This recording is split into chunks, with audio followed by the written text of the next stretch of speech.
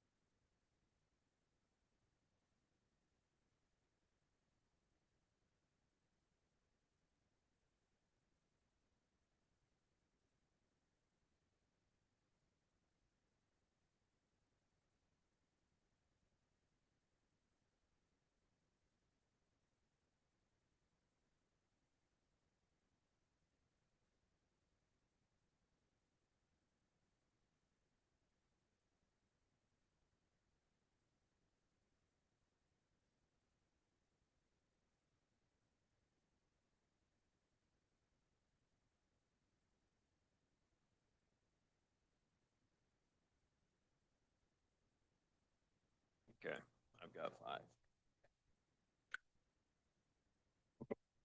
All right, council, despite what the clock on the wall says, I think everybody else's watch and clock says 5 o'clock, so we will get started. We are live on Rogers TV, on the city's YouTube page, and on Sioux Today. So thank you to our media and broadcast partners for covering today's meeting. I want to begin by acknowledging with respect that we are in Robinson Huron Treaty Territory, and that the land on which we are gathered is the traditional territory of the Anishinaabe and known as Bawating.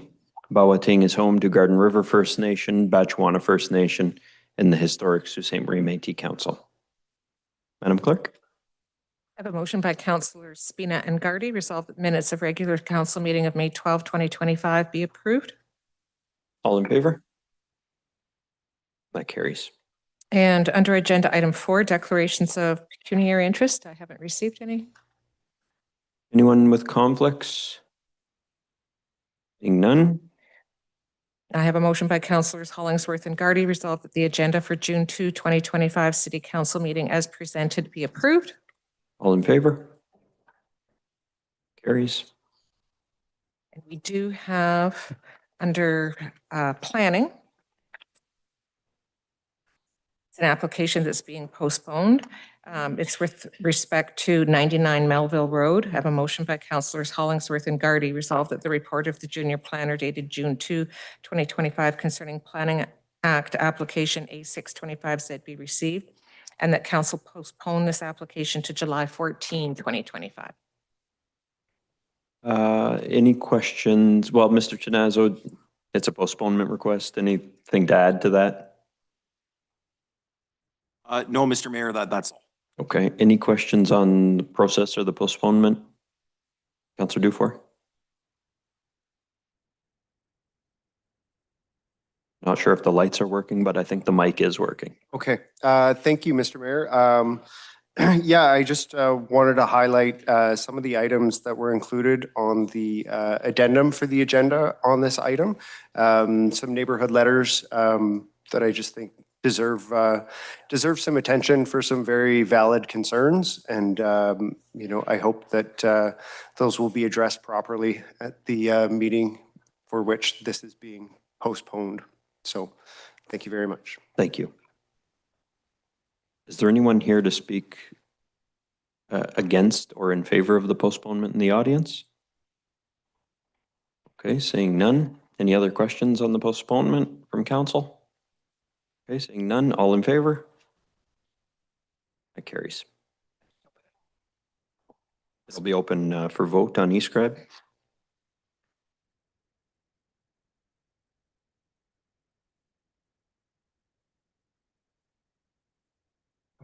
Maybe. There we go.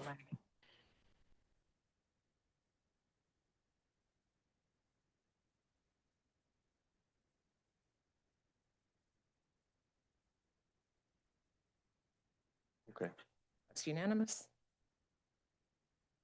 And that will bring us to agenda item 6.1, the PUC Group of Companies Report to Shareholder 2024. Andy McPhee, Chair, and Robert Brewer, President and CAO, are in attendance. Welcome to council, Mr. McPhee and Mr. Brewer and the PUC team that's here with them. Thank you very much. Good afternoon, Mayor and Council. Thank you for the opportunity to speak with you tonight. As I am the chair of the PUC Services Inc. and PUC Inc. Board of Directors, and I'm joined by Rob Brewer, our CEO and President, as well as other members of our leadership team.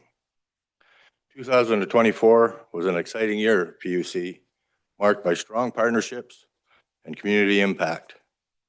Through strategic collaboration, PUC created new opportunities for Sault Ste. Marie that will drive sustainable growth and strengthen our local resilience. A major milestone was receiving Ontario Energy Board approval to build a new 230 kV transmission line in the city. This line is critical infrastructure that will support both our future energy needs and economic development. PUC was also recognized nationally as a top employer and for its strong safety performance. An honor that speaks to the excellence of our team that's here and at the workplace It really it has we are very proud of the culture that is established at PUC. Even as we delivered strong shareholder value, we remain deeply committed to our community. Charitable giving and local support remained a top priority throughout the year. I want to thank the dedicated employees of PUC, led by Rob, for their incredible work. And to my fellow board members, thank you for your continued leadership and support.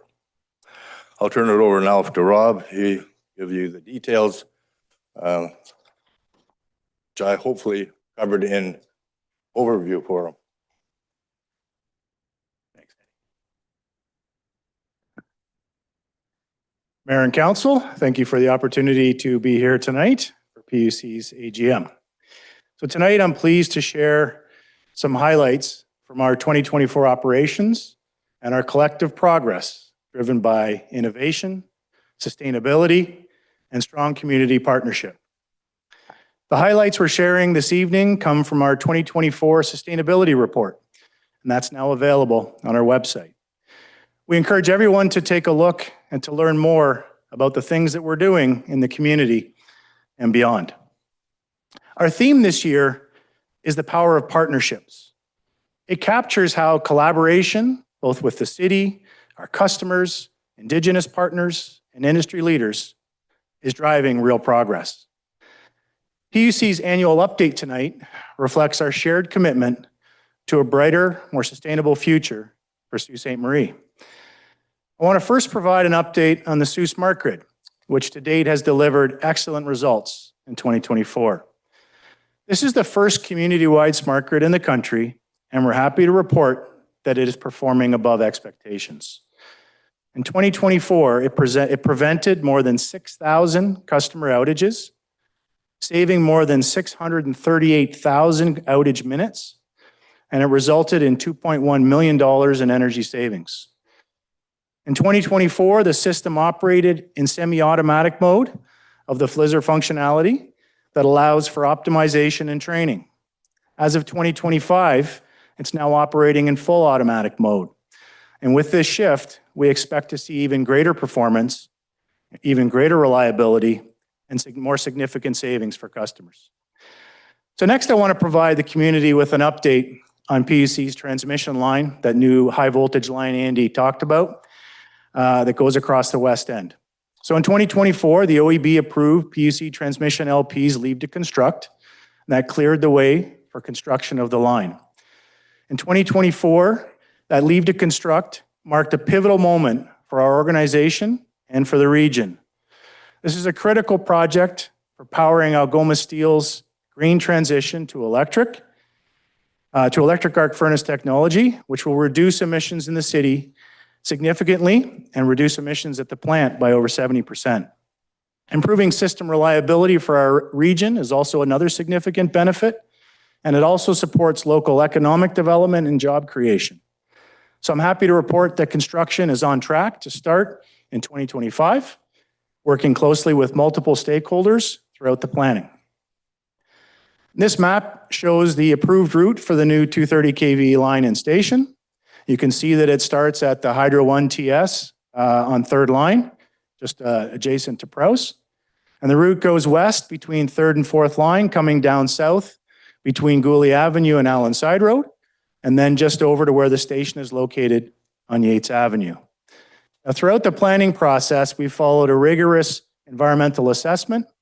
We've adhered to all provincial and federal regulatory requirements to ensure that the line minimizes impact to natural areas and to nearby residents. We also prioritized meaningful public engagement. We've hosted information sessions, we've gathered feedback from residents, and we've worked closely with stakeholders to shape the final route. Now, as we move forward with the delivery of this critical infrastructure, here's what residents can expect during the construction phase. You'll see access road and site preparation underway. The future station site is being, as we mentioned, was located on Yates Avenue, and we're now preparing that site for construction. Station and line construction will begin this fall. This will mark a significant milestone in the project as we transition from preparation to physical build. Now, we remain on track to complete the project in 2027, ensuring a new line and station are ready to support increased capacity and system reliability for the region. Now, throughout this period, we're committed to ongoing community engagement. We'll continue to connect with residents, especially those that are directly affected by the construction. We'll provide updates, we'll listen to concerns, and we'll minimize disruptions wherever possible. Safety is the foundation to everything that we do at PUC. It's a core value that guides our operations, our planning, and our community engagement. In 2024, PUC was proud to receive the Ontario Electrical Safety Award from the ESA, recognizing our leadership in protecting workers and protecting the public. Now, beyond internal practices, we extended our commitment to the broader community. We launched engaging safety campaigns in local schools through our Caution and Chance program and through our annual Student Safety Awards to teach kids how to stay safe around electricity. We hosted a hands-on electrical safety session for 50 local contractors, helping to ensure that those who work in and around our infrastructure understand critical safety procedures. And in partnership with emergency services and local organizations, we produced a road safety video that received provincial recognition for raising awareness about safe driving near utility crews. Now, through these efforts, we continue to build a strong safety culture, both inside our organization and throughout the communities that we serve. Next, I want to touch on PUC's commitment to reducing our environmental footprint. One of the key ways that we're doing this is by transitioning our fleet to electric vehicles. As of 2024, 33% of our light-duty fleet is electric. That includes 26 electric vehicles, a mix of pickups and SUVs that are suited for utility work in all seasons. To support this transition and to encourage broader EV adoption, we've also installed 25 EV charging stations at 3 of our locations across the city, providing convenient access for our team members. This shift not only contributes to lowering greenhouse gas emissions, but also makes good financial sense.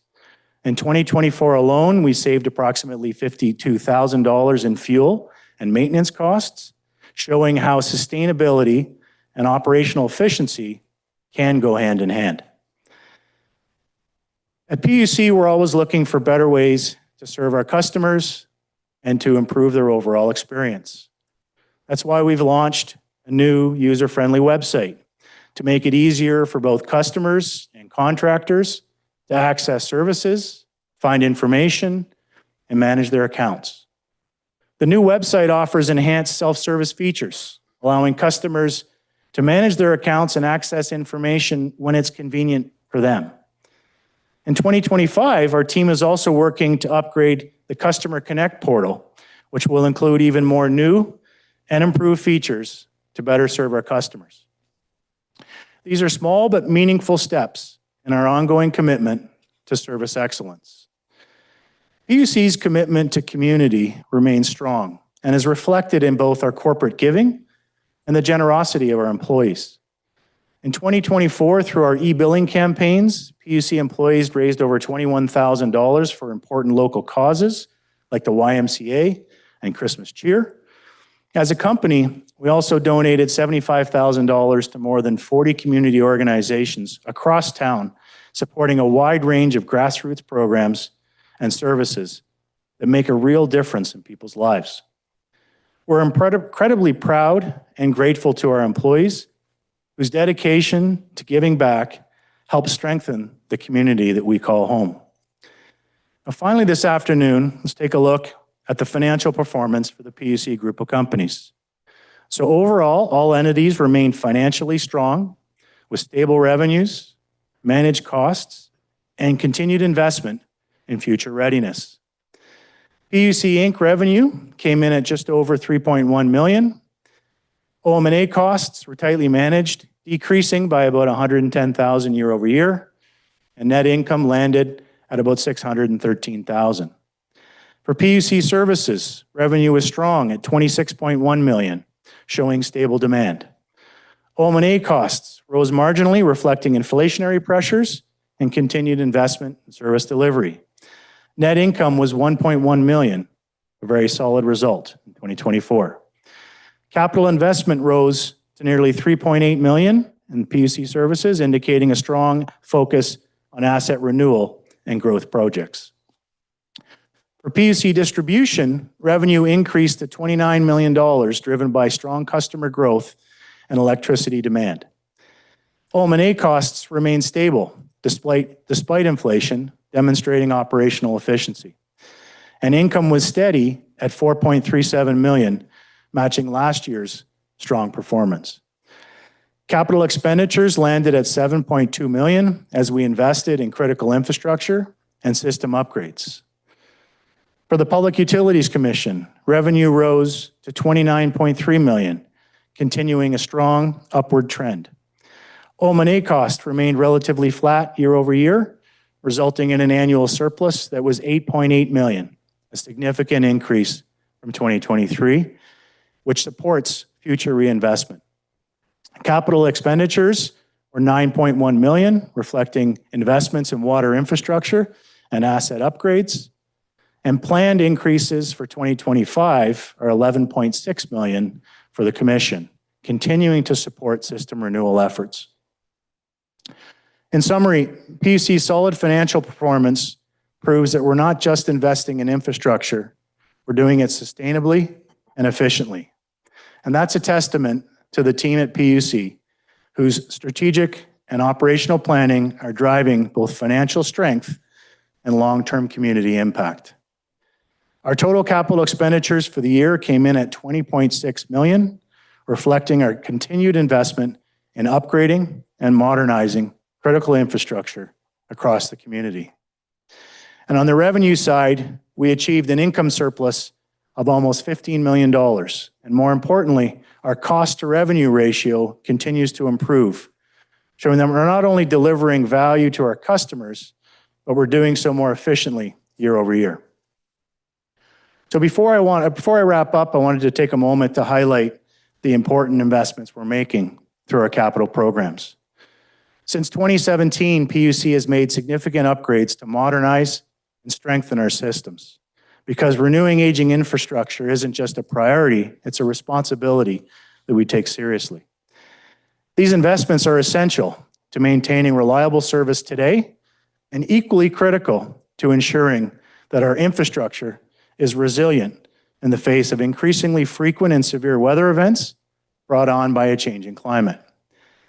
Key initiatives include the replacements, poles and transformers, restricted wire, of water main upgrades, enhancements to our water treatment facilities, the rollout of advanced metering, and new digital tools designed to improve the customer's experience. It's also important to note that while these figures do not include the direct investments that we made through SmartGrid, the increased capital spending in 2023 reflects a strategic decision that we made to advance infrastructure upgrades while we were doing construction at the sites where we were doing the SmartGrid project. That allowed us to modernize more of the system at once and to maximize the impact of that transformative investment. Together, these efforts demonstrate PUC's continued focus on delivering reliable service today while preparing our infrastructure to meet the needs of tomorrow. So in closing, I'd just like to thank the city for its continued support. Our success is a reflection of the trust and the collaboration that we share with council and with the community. And we're proud of the progress that we've made, and we're even more excited about what lies ahead. So I can now open it up for any questions. Thanks, Mr. Brewer. Questions? Councillor Hollingsworth? Thank you. Through you, Mayor. Thank you, Mr. Brewer and Mr. McPhee, for coming tonight and the whole team. Just about 3 or 4 questions. Can you go back and talk further about the line route? You mentioned on your presentation, page 5, I believe. You were saying that the roads are going to be basically starting to work on to get to the sites and so forth. So can I assume that all the discussions or agreements with different landowners have been all finalized? So there has been agreements made with all impacted landowners. Some of the paperwork is still being pushed through, but yeah, I think we can safely say that we have agreements with all. Okay, great.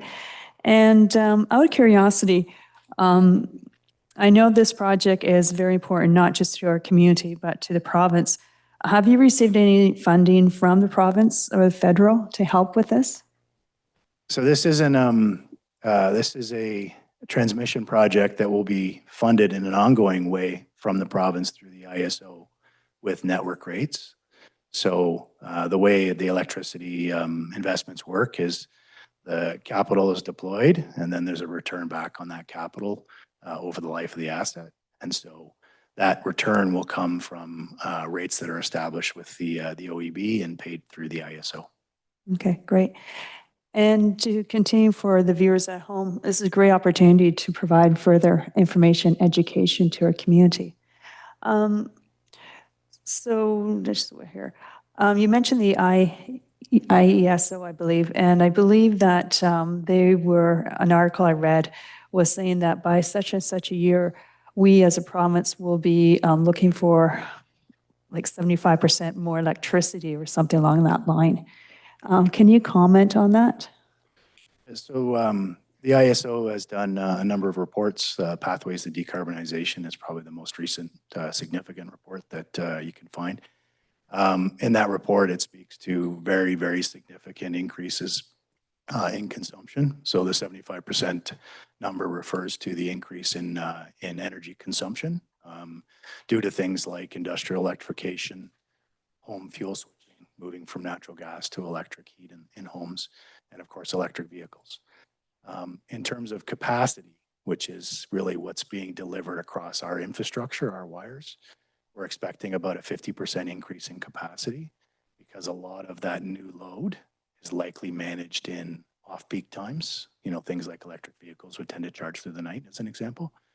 But 50% is a very significant increase in capacity as well. So we're seeing a very transformative time in our industry, which is fantastic. And it provides a whole number of opportunities for utilities like PUC. Okay, hence the smart grid as one example. Yeah, so smart grid actually enables us to implement things quicker and to have greater insight into where our system is challenged so that we can target investments much more efficiently and helps us to keep local rates down. And so it was a very significant investment with respect to that, and it's really enabled a lot of the things that we will need to do in the near future. So. Okay, thank you. Just about two more questions. That's actually incredible where you think about 75% overall Ontario will be using more electricity in the future. Thank you for dabbling into that. And out of curiosity, I know that our smart grid, our grid is for our community, Sault Ste. Marie. Educate me, does that include Prince Township or is it really truly Sault Ste. Marie? Yeah, so it's across all of PUC's territory, or PUC's where we serve, which would include Prince Township, parts of Dennis, and also the Rankin Reserve of the Batchewana First Nation. Okay. And would there be a business case to expand out to Garden River, maybe Echo Bay? I know that these areas right now are serviced by Ontario Hydro and so forth, but would it make sense as a business case? Right. So the province designates areas that an LDC can serve in. And so in the case of PUC Distribution, which is the company that looks after the distribution network in Sault Ste. Marie, Prince and Rankin, we're limited to that geography. With respect to some of the other companies that we have, the Northern Waterworks and Watertight Lining and PUC Transmission, those can operate anywhere in the province and do. So. Okay. And on page 10, which I always enjoy looking at, is your community, how you give back to the community. And it's just incredible the number of charities that you support year after year. Can you comment on your golf tournament? Especially, I think that you help underprivileged children. I think you started last year where you brought them onto the golf course. And I think it's a partnership with DSAB. I could be wrong, but can you elaborate on this? So we started this last year and we're continuing it again this year. And we run a camp for an entire week leading up to the Friday morning of our golf tournament. And we put kids into those camps that would not normally have had a chance to experience playing golf or doing those sorts of things. And so we provide the golf clubs and the lessons and all those sorts of things.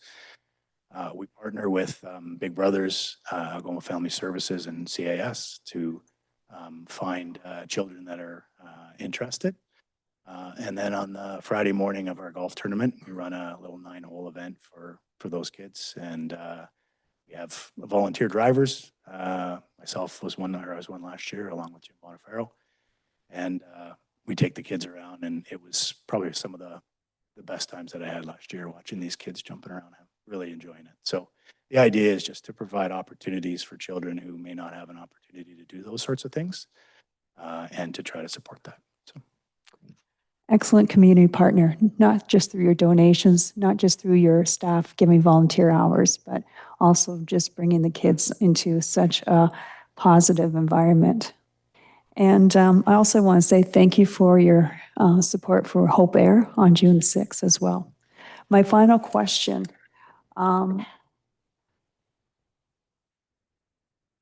So with regards to looking at the bigger picture, I also want to commend you on how you basically do your capital investments, how efficient you are.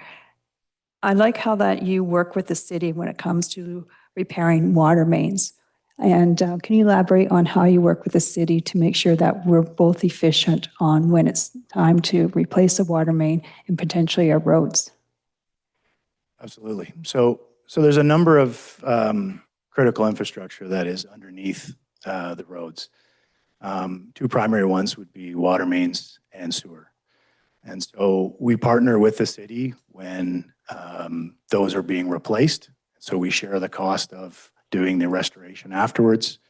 We minimize the impact to customers because we don't have to do it twice. We do it once. We do all the infrastructure while we're there.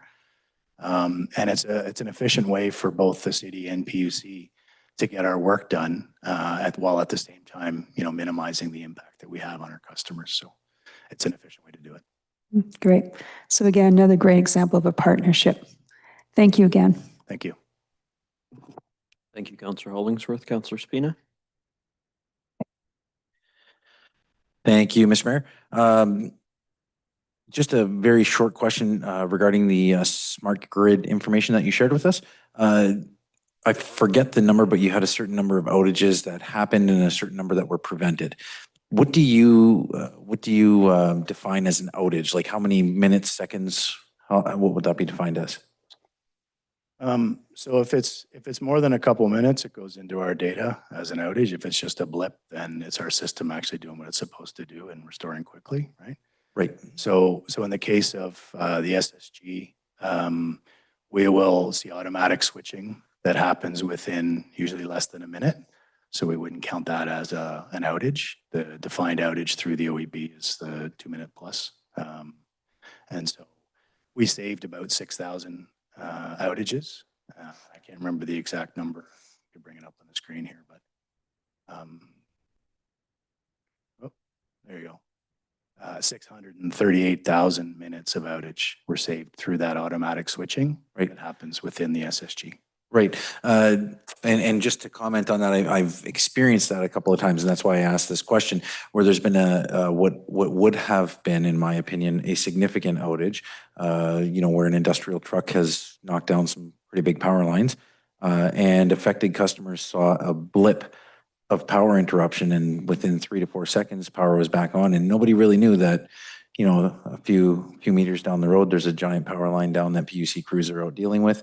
I think that's an absolutely incredible asset. I think it's an amazing investment that you folks have made in our community to help service individuals.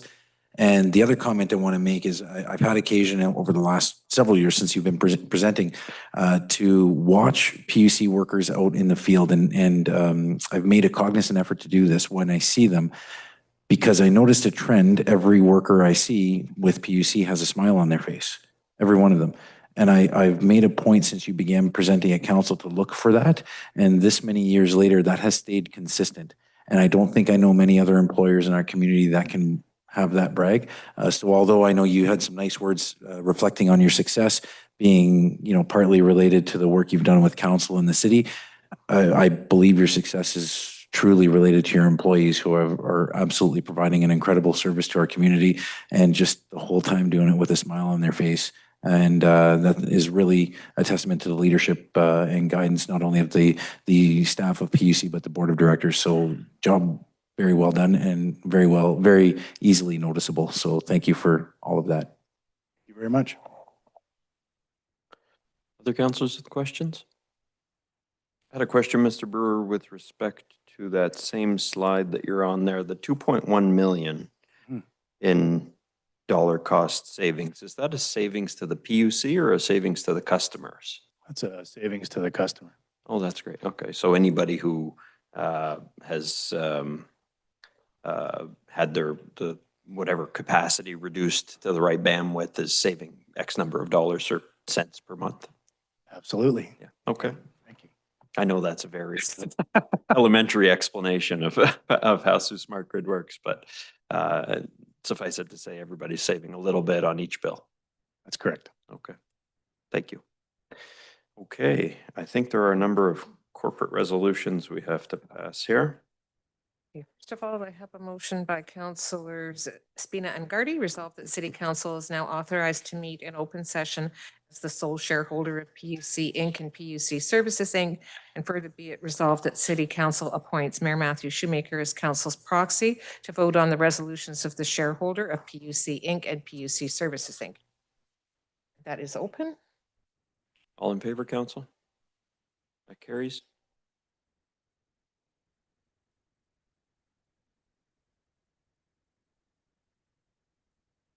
And it is the same motion for PUC Inc. and PUC Services Inc. So I will just read it once for both. The financial statements, be it resolved that the financial statements of PUC Services Inc. or PUC Inc., the corporation for the fiscal year ended December 31, 2024, together with the report of the auditors thereon, as placed before the undersigned, are hereby approved. Appointment of auditors, be it resolved that the firm KPMG LLP Chartered Accountants is hereby appointed auditor of the corporation until the close of the next annual meeting of the shareholder or until their successors are duly appointed at a remuneration to be fixed by the directors being hereby authorized to fix such remuneration. There's a revision to bylaw number 1. Be it resolved that bylaw number 1, section 2.04 be amended to include a term extension in exceptional circumstances where there is significant loss of skill set or industry knowledge. Election of directors in rotation. The directors of the corporation shall be elected for a term as set out in this bylaw and shall retire in rotation. At any meeting of shareholders for the election of directors following the passing of this amended bylaw, 4 directors shall be elected to hold office for a 3-year term, 3 directors shall be elected to hold office for a 2-year term, and 3 directors shall be elected to hold office for a 1-year term. Subsequently, at each annual meeting, directors shall be elected to fill the positions of those directors whose term of office has expired, and each director so elected shall hold office for a 3-year term after that election.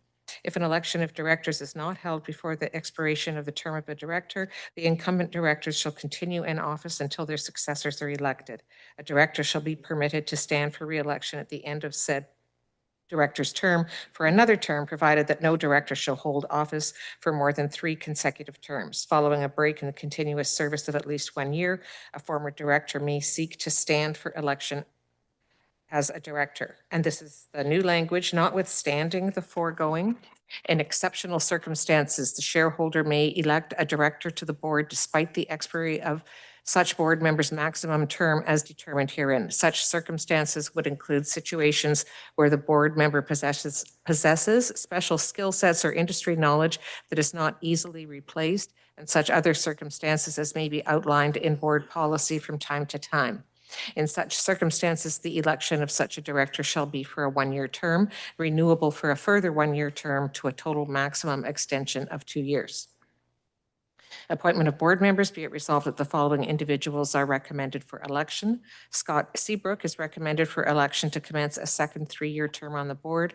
Bob Giroux is recommended for election to commence a second 3-year term on the board. David Zaccato is recommended for election to commence a first 3-year term on the board. And Ron Gagnon is recommended for election to commence a first 3-year term on the board.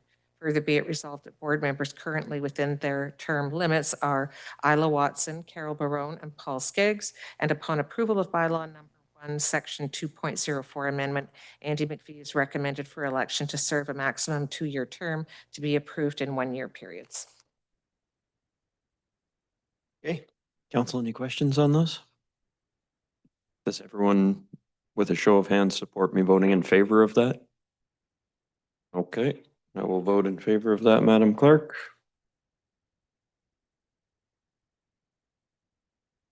Okay, and that will bring us to agenda item 6.2. Thank you, PUC. The Waterfront Design Master Plan. Nick Onady, Principal Landscape Architect with O2 Design, is on the call.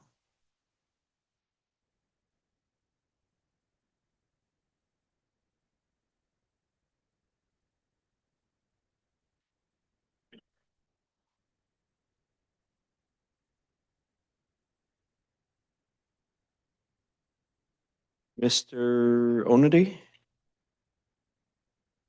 Yes, hello. there you are. Welcome to council. Thank you. How is everybody? We're good, thank you. Good.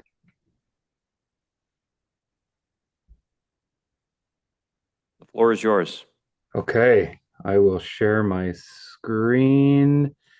Sharing's not turned on, so I just sent a request to somebody who can perhaps give me access. There we go.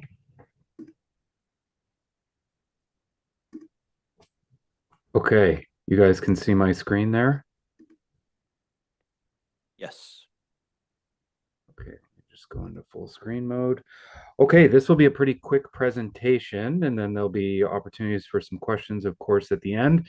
But just to do some quick acknowledgements, you know, a big push and a big shout out to Travis and Alana and Peter as well on all their efforts to support us through this process, and just identifying that we have talked with and engaged with a variety of stakeholders. That has been a really important part of this process to ensure we're hearing from key stakeholders as well as people in the community, which we'll talk about in a bit, as a major stepping stone in the development of this overall master plan. Just to give everyone an outline of the scope of work, we were essentially looking from Queen Street down to the water's edge and all the way from the International Bridge to the old hospital site, just to give everyone some context of the overall scope of the master plan. And there was a detailed implementation of a more detailed master plan that was part of this scope, which we'll talk about in a bit. But what we want to start with here is really the importance of waterfront revitalization. And it goes well beyond just a plan. It really is about equity, economic benefit, environmental benefit, recreation, and just some key statistics on the increase in visitation with enhancements of the waterfront and return on investment in terms of infrastructure development in overall downtown development and waterfront development. And this is really a key important component of why it's important to invest in waterfront revitalization, especially for the city. Let's talk about the public outreach. It was a pretty immense engagement component that was really involved in a couple phases in terms of phase 1, looking at visioning and guiding principles, and then developing a series of master plan concepts that went back out to the city.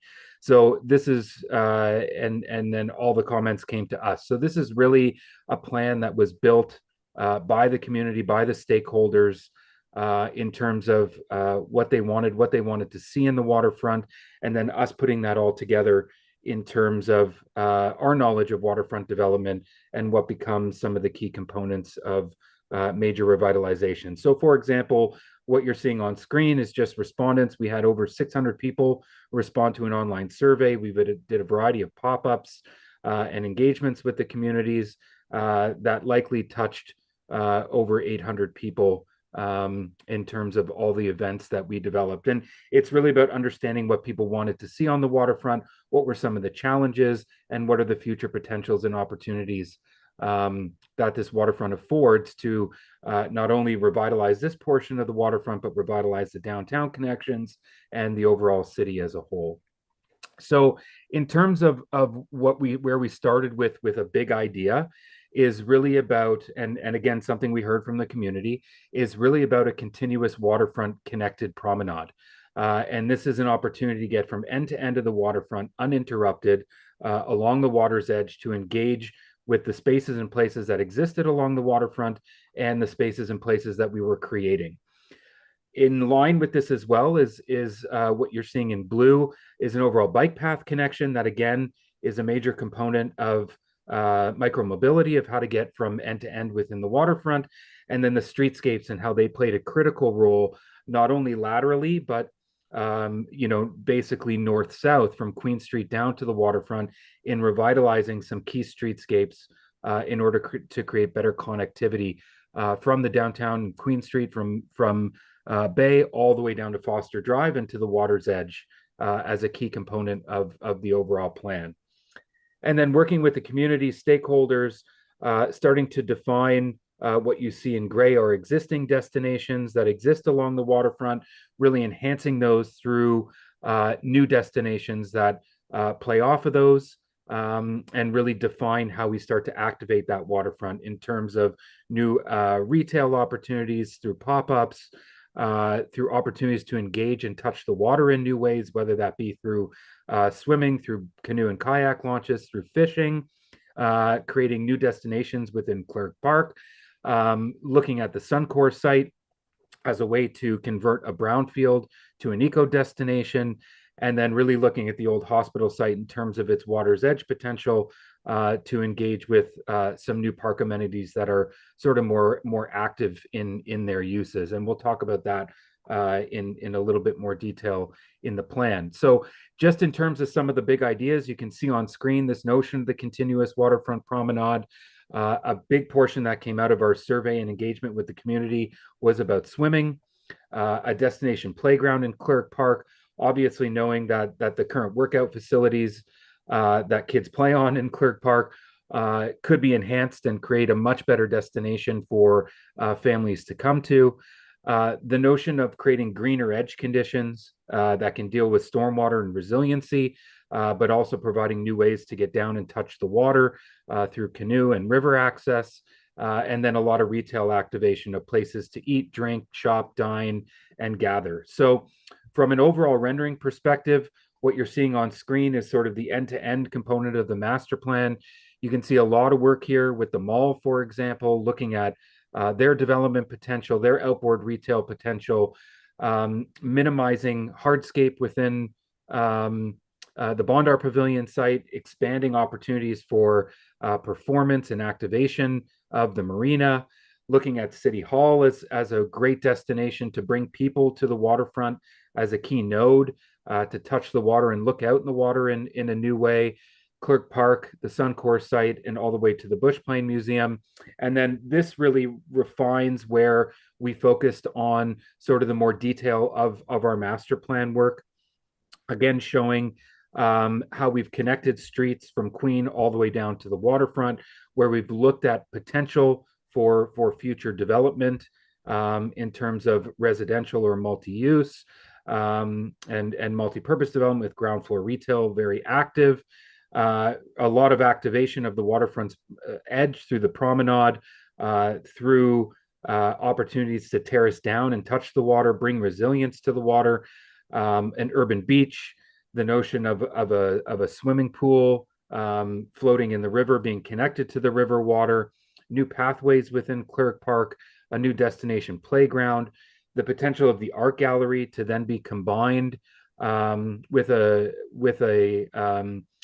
community center, potentially a library, if there's some future opportunity for some swapping of land use.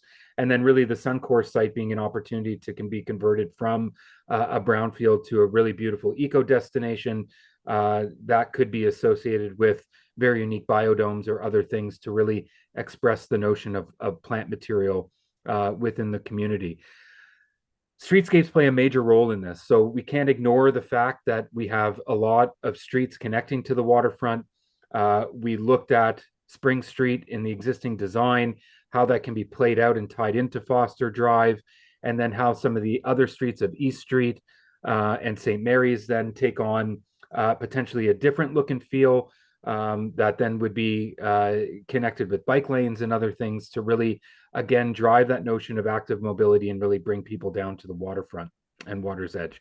So you can see just some imagery of the types of things we were looking at, Spring Street, Foster Drive, and a little portion of East Street around the library, really pedestrianizing those streets, with the remainder being still open for, and all these open for car traffic, but the other streets really being more traditional road feeling, but having separated bike facilities to really create that notion of active transportation, separated bike lanes for safety and comfort of users coming down to the waterfront. So just to give a little bit of context of rendering and what this is looking like, what I really want to note here, and there's lots to talk about and too much to talk about within the context of a council presentation, but what's really important here is that the redesign of Clerk Park with the destination playground, new loops and pathways, the beach, the swimming pool, all of this has been designed in relation to Rotary Fest. You can see the festival that has been laid out within Clerk Park has really been coordinated with Rotary Fest. We have their layout, we laid it out. But what we also want to notice here is that, with the notion of streetscapes and how we can pedestrianize those, that events like Rotary Fest or the Car Fest or other things that happen can really now, with this redesigned waterfront, work their way into streets, work their way into gathering areas, where parking lots can be reused and opened up for festivals. And that really it's the notion of Clerk Park to Bondar really becoming a festival, an opportunity for this to expand along the entire waterfront to help activate it and create a very unique opportunity for tourism, but also for people within the city to come down to the water's edge and celebrate. And then just noting that, we have to account for other seasons. So winter being very critical to the overall concept of our plan. Just some renderings of what this is looking like. So this is a view basically looking at Clerk Park, at City Hall, the notion of how big wood decks terracing down, cantilevered outlooks, bridge connections to create that seamless waterfront promenade, faster ways to get places and destinations within the waterfront, a really refined edge that is more resilient, more green, terraced in nature to get down to the water. In the background here, you see the urban beach. We'll talk about that a bit. We've expanded on that and have some changes to show as well. So again, that terraced deck at City Hall on the right, Montana's would be on the left. This notion of a major gathering area, an opportunity for people to come, socialize, get down into the water's edge, notion of art installation, and how that waterfront promenade is continuous from end to end.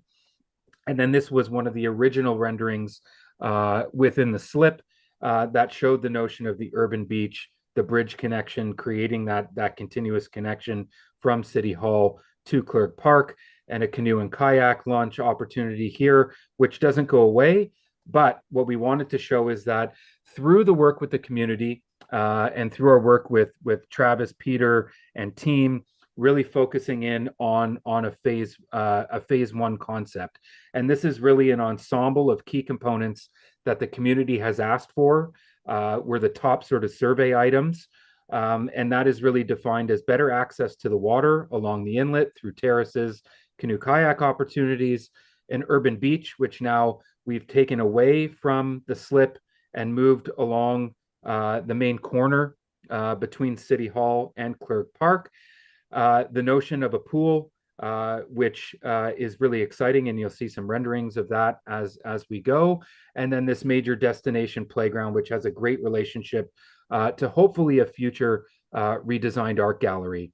And then the notion of how the terraced green edge really works its way along the waterfront. So, we've redefined a lot of renderings through that process to really define the importance of phase one, again, being a kit of parts, an ensemble that really is the notion and the ethos of this master plan, which is really about tourism, destination, and bringing people to the waterfront. So you get a sense of the urban beach and what it could look like, a great opportunity to sit, relax, sunbathe, play with children, how that is really nicely connected to the notion of the floating pool, and how people can now integrate safely with the water of the St. Mary's River in a confined area that becomes a really unique opportunity, not like any other within the region, to really draw people to this area as a major destination, which really becomes an exciting activated potential. And then, of course, the destination playground becomes a really important element in the overall plan. A place for families is really critical along the waterfront to draw people here, really playing off the idea of the species that we've analyzed that come here in terms of bird and fish habitat. So you can see how these elements really play out within this destination playground, become really unique, a really interesting tourism draw, a really interesting draw for families to come to the waterfront and really engage with this new activated urban edge. And that is essentially where we'll leave it. That is a very quick overview. There is a whole 200-page document that really defines a lot more here. But thank you for giving me the opportunity to present this, and I'm happy to answer any questions that anybody may have. Thank you.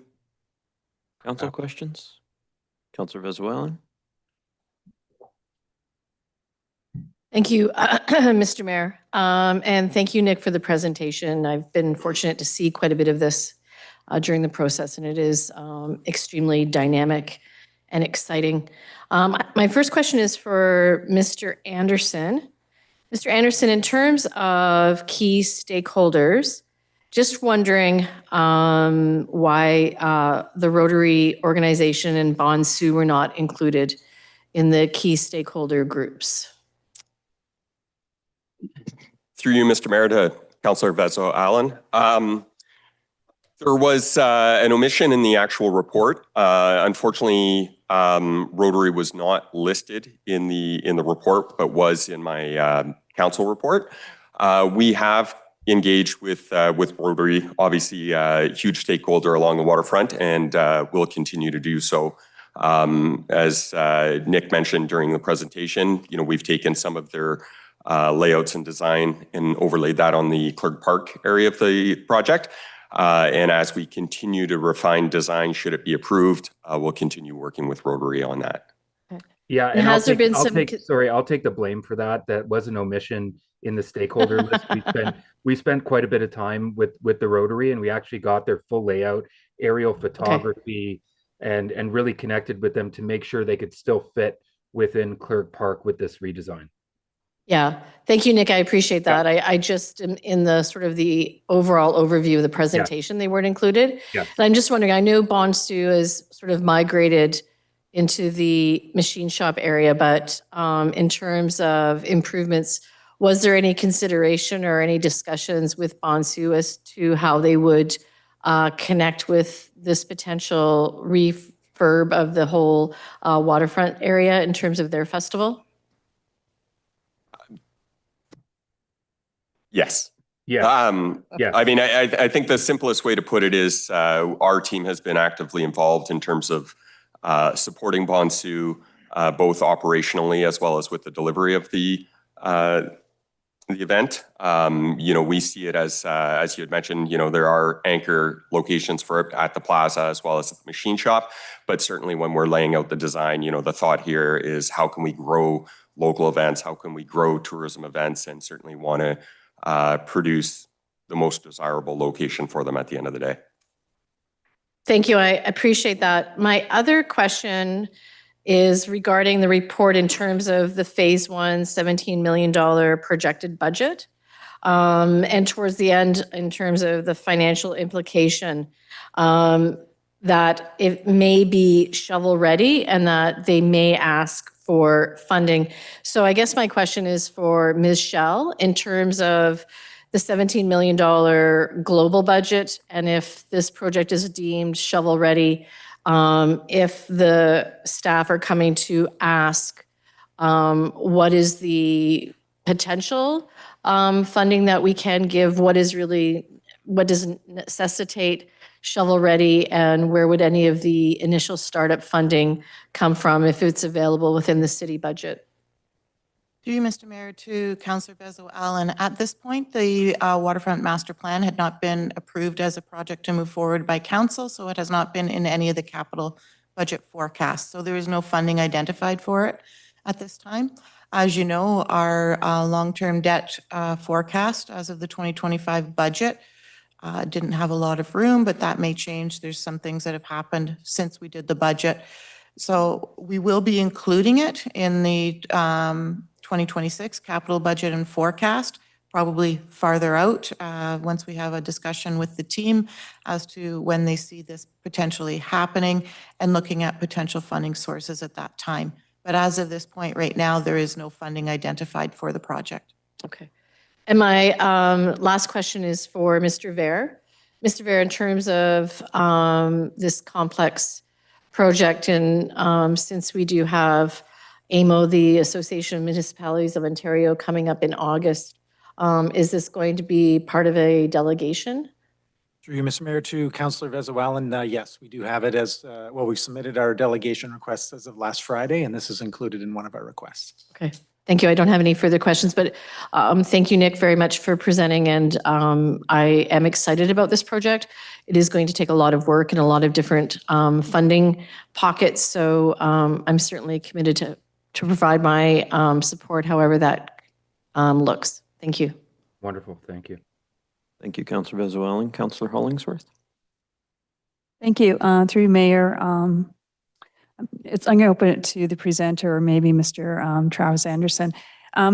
Just clarify, so this plan, if I heard you correctly, is basically right up to the Bush Play Museum, or is it also going to be taking account the old hospital sites to where the hub trail actually goes right to the end of the water? I just want clarification.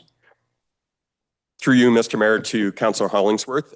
We did a larger scale conceptual plan that went from the Canal District to the hospital. And then we did more of a detailed dive into the lands that we actually control, which entailed Bondar, essentially to the Bush Plain. Okay, thank you. And like all of us probably around this table, this room, we received a few questions over the last few days from constituents. Again, open to the presenter or Mr. Travis Anderson. Can you comment on this particular plan?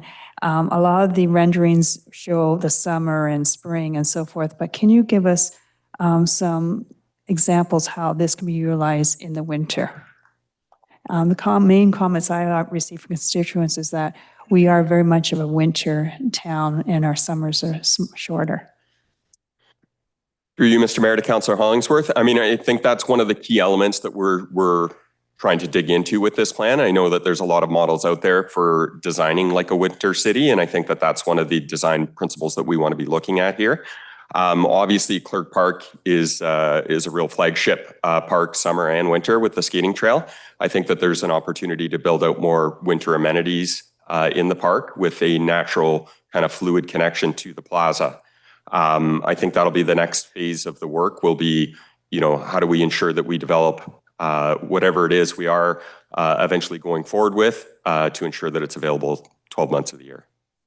Okay, And, so and hypothetically, sorry, can sorry. I maybe add just a couple points in there? So just in terms of winter activity, we did want to highlight the fact that, we have contemplated, this isn't in necessarily the phase one, but we have contemplated that you can see on screen here more of a permanent skating loop within Clerk Park.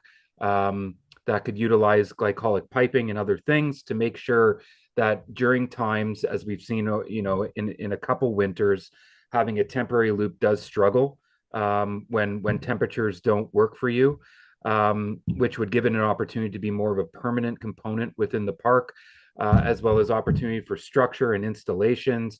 We think about winter huts.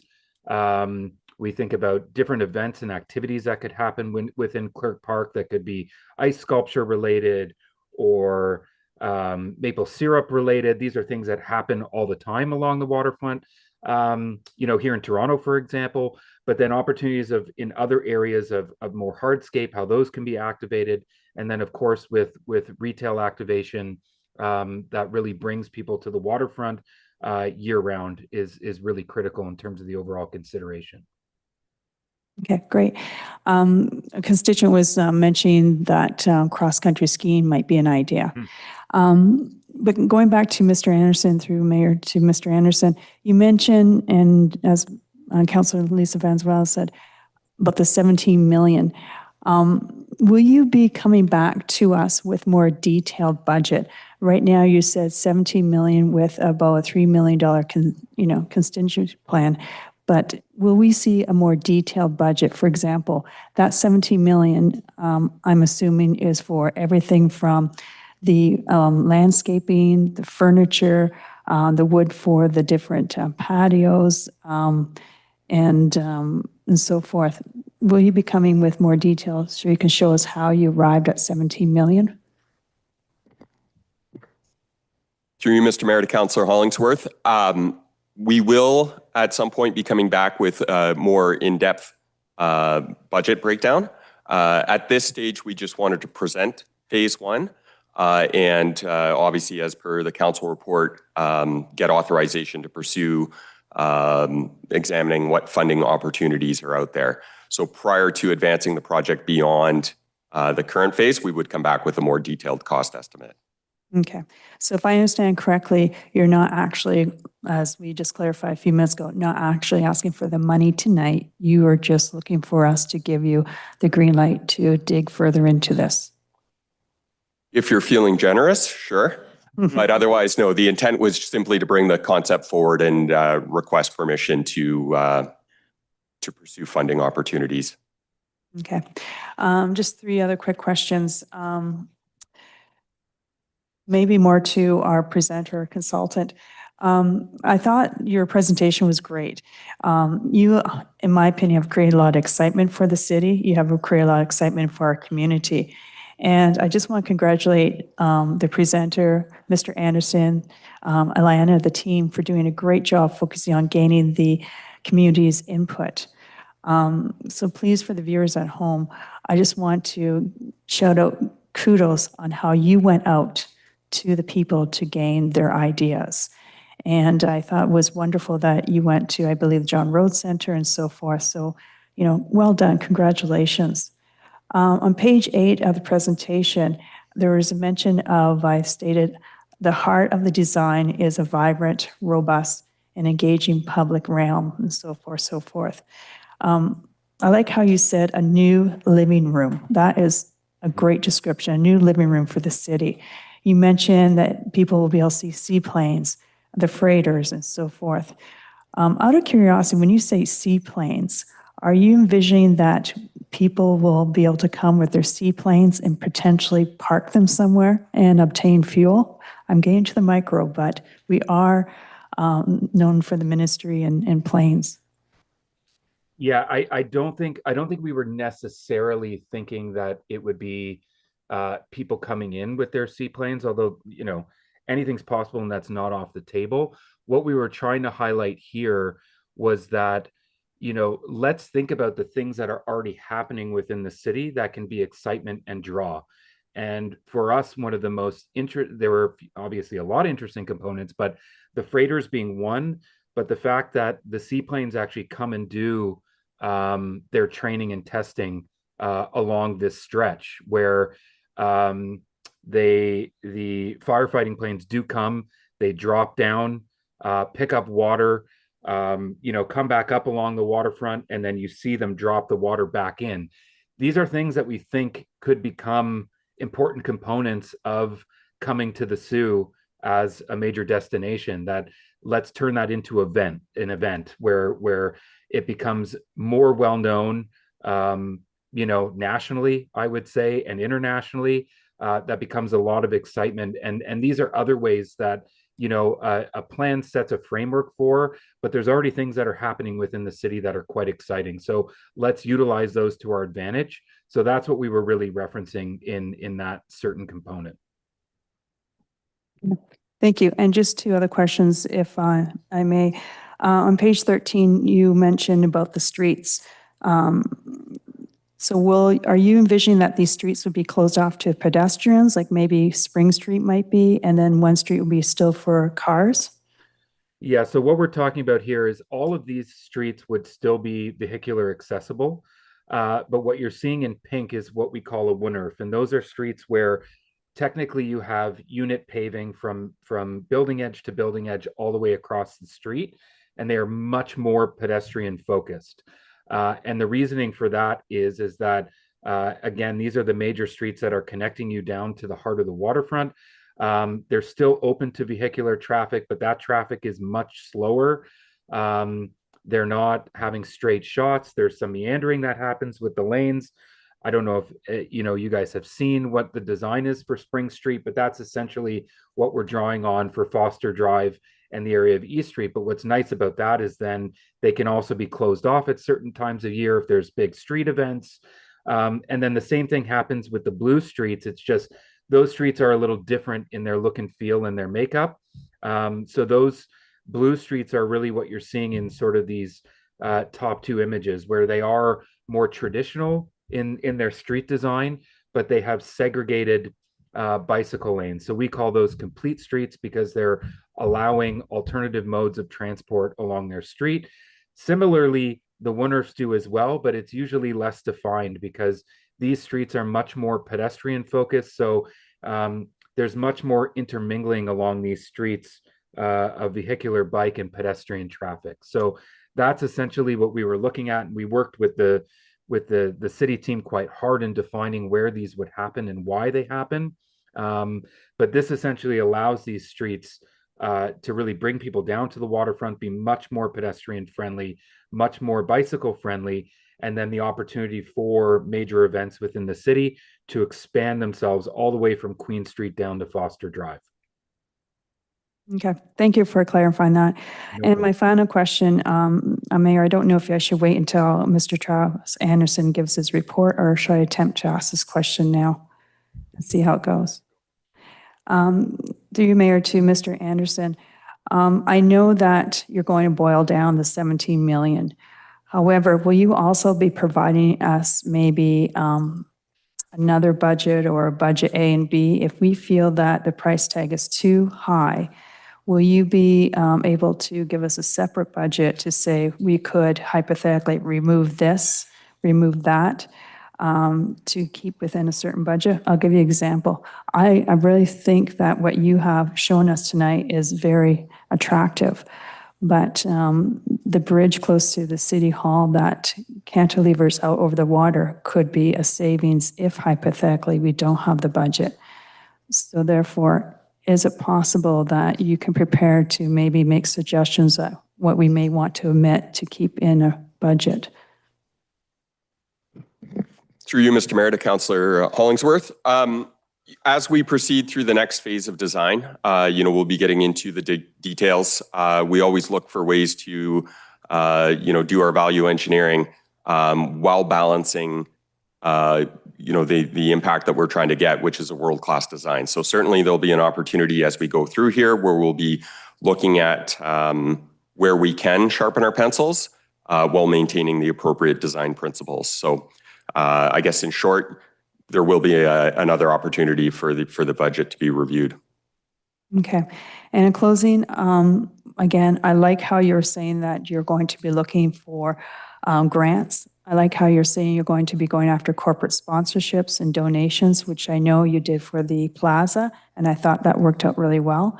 And I know that on a side conversation, you're aggressively going to set a target for potentially donations and corporate sponsors. So I look forward to that campaign. And if you need any help with that, let me know. Thank you. Thank you, Councillor Hollingsworth. Councillor Spina? Thank you, Mr. Mayor. Through you, Mr. Mayor, to Mr. Anderson. Wonderful work. A lot of work went into this with a lot of partners. I appreciate that.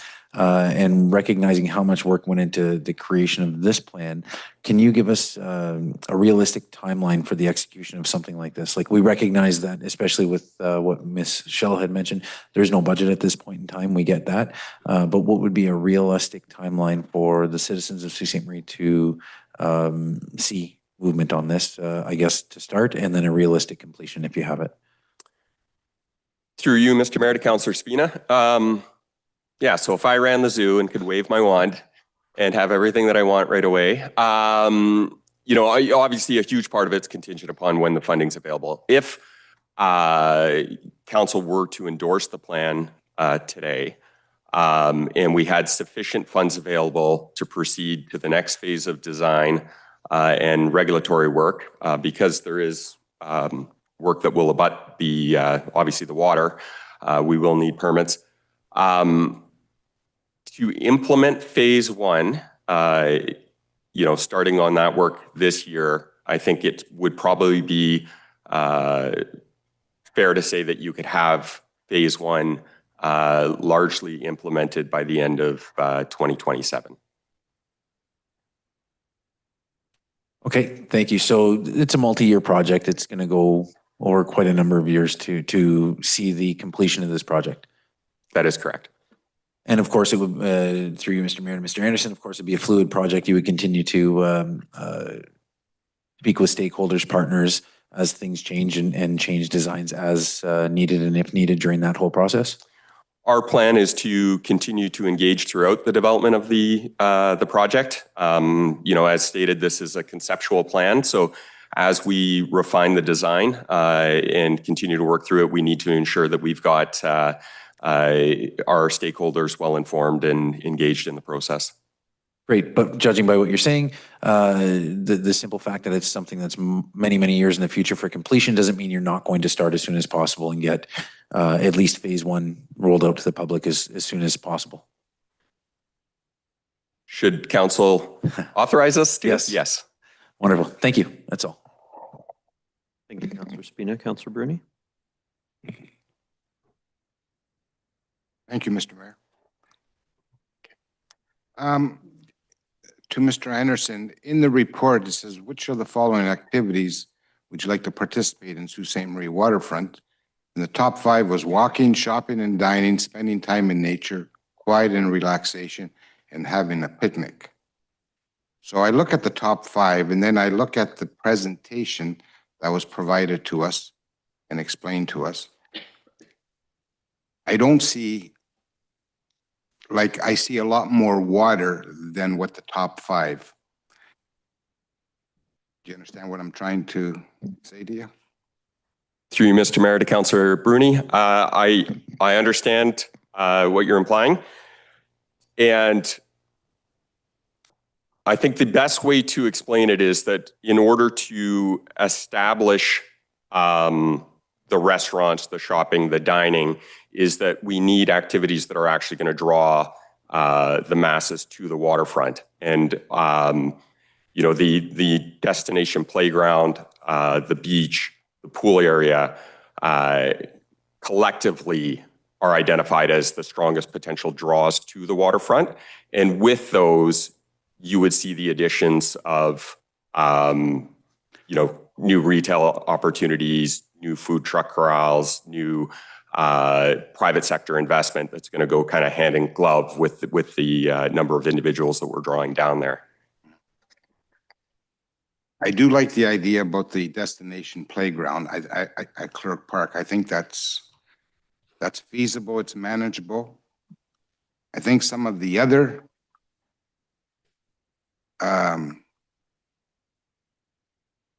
items that you want to put into this, I think it's going to cost quite a bit of money, obviously millions. I will support this for the next stage. But I don't want this to be a burden to our taxpayers. I think it's a lot of money. I think we have other issues in Sault Ste. Marie, especially our infrastructure. And as councillors, we have to be responsible. We have to listen to our constituents. I had an interesting phone call from a constituent in Ward 1. He called me and explained to me, he says, you know how many days we have in summer? I said, I don't know, 120, he goes. And he's a boater. He goes, you got 120 days, and on a good year, I might be able to go out in my boat 20 times, max 30.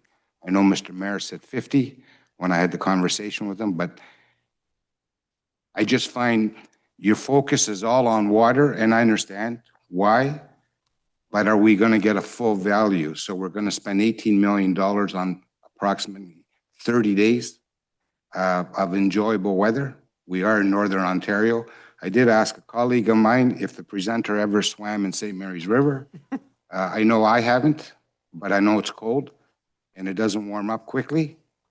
So I caution you, I will support it to come back to council. But if the price tag is, you know, we went through it with the plaza from 6 million to whatever it turned out to be, millions more. So I'll leave it at that. Thank you.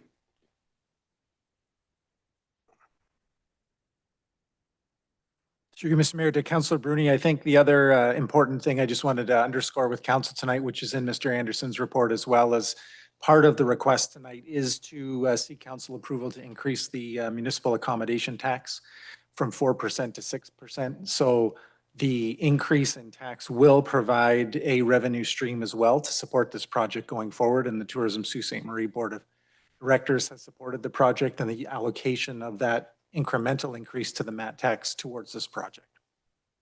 I appreciate that, and I'm in favor of that. I just hope that we do push our provincial and our federal government for funding for this, and let's see if it, you know, comes through. Thanks. Thank you, Councillor Bruni. Councillor Dufour? Thanks, Mr. Mayor. My question is through you to Mr. Anderson. Mr. Anderson, in your written report, you were talking about sections of the boardwalk and the break wall that we currently have that are in need of repair. And I was just wondering if the retaining wall needing replacement corresponds to the boundaries of phase 1, or is it more of the boardwalk that needs repair with a section of it being in phase 1? Through you, Mr. Mayor, to Councillor Dufour, I may draw on Mr. Ramil's expertise here, but what I can say is that the portion that I'm aware of in Clerk Park overlays with phase 1. Okay. And I will let you expand upon that, Mr. Ramil, should you need to. Through Mr. Mayor to Councillor Dufour, yes, the wall in Clerk Park has showed some signs of leaning. We've been monitoring it yearly, as well as the wall in front of the Civic Center, which may line up with this master plan or future projects. And would it also be the opinion of engineering that the terrace design being proposed would have better longevity than the previous retaining wall design? I would say that's fair. Yeah. Okay, thank you. Last question through you, Mr. Mayor, to you, Mr. Anderson. The funding for this study, that came entirely from Tourism Sault Ste. Marie and DNO, or was there other city levy money in funding the study? Through you, Mr. Mayor, to Councillor Dufour, all funds were provided through the municipal accommodation tax. So the city's share was paid through by hotel night stays, which is just further to Mr. Bear's point, the increase in municipal accommodation tax does not impact the ratepayer. It's strictly paid by those staying in hotels. Absolutely. Thanks. Glad to have that information.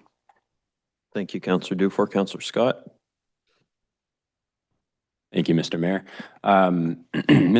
Councillor Bruni actually expressed pretty well all of my concerns, but I do have one more question. and I'm not sure who to direct this to, maybe Mr. Anderson or actually maybe Ms. Shell. What is the amount that we collected in 2024 for the MAT tax? Either of you know that. Through you, Mr. Mayor, to Councillor Scott, we collected, it was roughly 1.8 million. Yeah, about 1.85 million. Okay, so then that would be about 900,000 additional if we had the same year with the increased to 6%, right? That is correct. And would the intent be to put the 900,000 all toward this project, or would it be to direct all of the MAT tax collection, so the 2.7? Through you, Mr. Mayor, to Councillor Scott, a portion of the pre-existing MAT is already allocated to Tourism Sault Ste. Marie and our regular tourism operations. The incremental amount, the in 2024 case, it would be the 900,000 plus the city share, non-TDF would go to that. So if we were to do that math for last year, it would have been about 1.5 million. Okay. Good. So just Michelle, I think, has some clarification on some of those numbers. Through you, Mr. Mayor, to Councillor Scott. The 900,000 additional is very, very optimistic. The number that is included in the report is 650,000. Although a little bit less, it's still a sizable number that would be going towards this project. But my thought was that it's better to be conservative. We don't know where the economy is going to go. It might actually be better. Staycations, you never know. But I'd rather err on the side of caution than to optimistically say that based on last year's numbers, it's going to be 900,000. I'd love to see it more, but I just want to put that caution out there. Perfect. No, actually, I appreciate that. That's the way I would go as well. Okay, so those were all my questions. Councillor Bruni expressed my concerns. I will state similar things. I think that we have infrastructure that we should be taking care of, similar to my thoughts on the plaza at the time. I will not be as agreeable as Councillor Bruni. I will be voting against this evening, just because of those reasons. But I think the presentation looks good, and I think it was a lot of well done work. But I think we have other priorities personally. So thank you. Thank you, Councillor Scott. Councillor Zagordo. Mr. Mayor, just one quick question through you to Mr. Anderson. Tonight's presentation on phase 1, how many phases are we looking at to complete the entire project? And is each phase, roughly, are we looking at the same cost to complete those phases? Through you, Mr. Mayor, to Councillor Zagordo. I would say that, just trying to think of the best way to answer this for you. We do have multiple phases, but a number of the phases are contingent upon private sector participation. So we don't have an equal amount of phases nor an equal dollar amount for that. Prime example would be the location, St. Mary's River Drive in front of Station Mall. Really, a lot of the proposes design principles that are incorporated in the plan there are really contingent upon that property owner making the changes themselves and us working with them to collaborate on that. So the short answer is we decided to focus on phase 1 because we know how quickly cost estimates are suddenly irrelevant. So we felt that this phase 1 was a phase that we could reasonably act upon in a timely manner. So it made sense to cost that out in more detail, and that the other phases we would look at as the opportunity kind of presented itself based on private sector involvement. So just looking at the phase 1, the information presented this evening, it just seems like it's probably going to be the more complex one, and therefore potentially the most expensive one, as far as I see it. Would you agree with that? Through you, Mr. Mayor, to Councillor Zagordo, there are certainly other items that are less complicated than this. Or sorry, that are more complicated because of the private sector involvement, but the ones that we have direct control over are less complicated. So you are correct. That's all my questions, but just a comment, if I may. When we're looking at a large project such as this, I don't like to speculate without having any kind of information. And the only information that I can go by, or that we should be going by, are other communities in a similar situation. The one I'm most familiar with is Windsor, Ontario, that pretty much invested quite a bit of money in their waterfront. And as far as development and generating revenues and what it's done for the community has all been positive. That's what I hear from the community members in Windsor. I grew up in Windsor for a short period of time, went to school in Windsor for a short period of time. And it is one of the things that draws people in.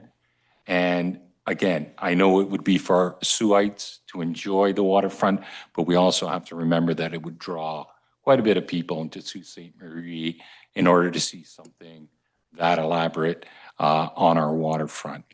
And that's pretty much it. Thank you, Mr. Mayor. Thank you, Councillor Zagordo. Councillor Caputo. Thank you, Mr. Mayor. Through you to Mr. Anderson. Mr. Anderson, I had some questions this week from constituents about the MAT tax and saying that, perhaps we should use that to repair municipal roads. Can you explain how the MAT tax needs to be allocated? Through you, Mr. Mayor, to Councillor Caputo. There's actually provincial regulation stipulating on how the MAT tax can be utilized, and it is limited to destination marketing and product development. So the addition of new tourism assets, which the waterfront improvements would fall into and cannot be used for infrastructure. Okay, thank you for clarifying that. You're asking us tonight to raise the MAT from 4% to 6%. Can you give us an average of what communities comparable to us are around? Is 6% very high, or is that about average? Through Mr. Mayor, to Councillor Caputo, it varies quite a bit across the province. You've got Toronto that's at 8.5% to help offset the cost of hosting the World Cup. Close by and most comparable would be Sudbury, and they're at 6%. So I think, we're well within the range of the norm, and I think you're going to see a lot more communities based on conversations I've had with other like cities of increasing their MATs to at least 6%. Okay, thank you. One more question. I see seagulls in the presentation. I see ducks, but I don't see any geese. Have you taken this into consideration? Truly, I mean, I know everyone gets a little chuckle, but putting a beach in this area, have we discussed with our friends who are putting together our goose management plan, how that's going? Is there a plan for it? I mean, there are quite a number of geese. Through Mr. Mayor, to Councillor Caputo, that is something that we will be doing going forward. I think at this stage, we were just at the conceptual level. We understand people's concerns with geese and their droppings, and it'll certainly something that we factor in on a go-forward basis. Okay, thank you. Just a comment, if I can. I've heard tonight, concerns about that the plan hasn't captured what people are used to using the boardwalk for. And I respect those comments, but I think that a lot of times here in Sault Ste. Marie, people have a hard time imagining what could be. And I think what this plan gives us is what could be. It doesn't have to just be walking. It doesn't have to just be, enjoying nature or having a picnic. We can do all of those things and all the things that are being presented.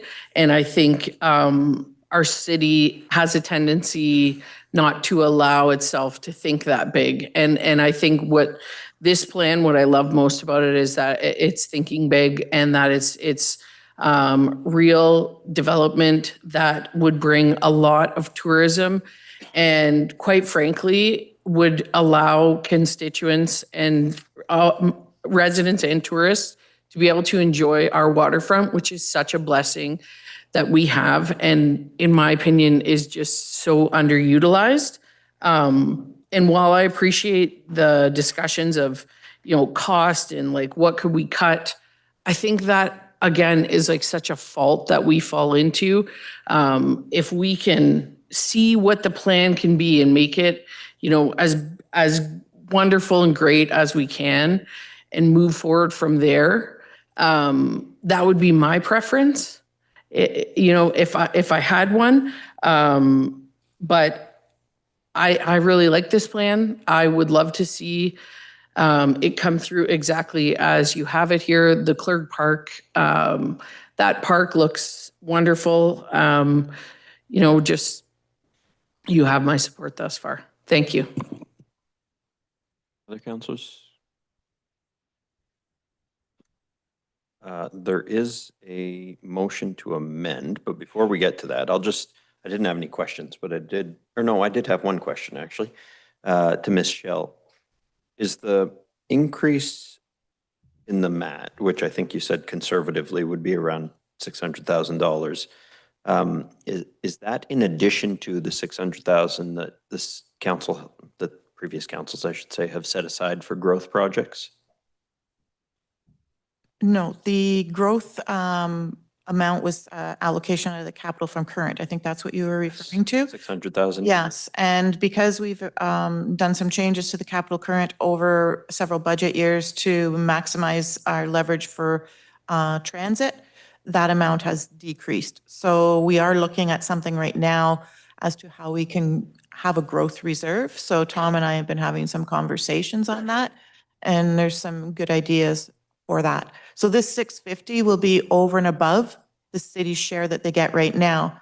The city's share right now, half of it goes to the TDF fund and half of it goes to city tourism type projects. Right. Okay. And the TDF fund is controlled by the Destination Marketing Group, which is made up largely of hoteliers. It's the old fund, if I can put it that way? Yeah, it's a combination of 5 hoteliers and 4 non-hoteliers. We bring the recommendations to them, but it is city funds that reside within the TDF. So council has final approval. Gotcha. Okay. Yeah, no, I think the plan, I mean, it's a multi-phase approach. I think it gets it right in terms of the design and the improvements to the waterfront. And so what will be for council to decide is how much it's going to spend on this at any given time. Phase 1 looks expensive, but I don't think there's anything wrong with it coming to us at once if we can get the funding for it, in chunks if we can't get funding for it.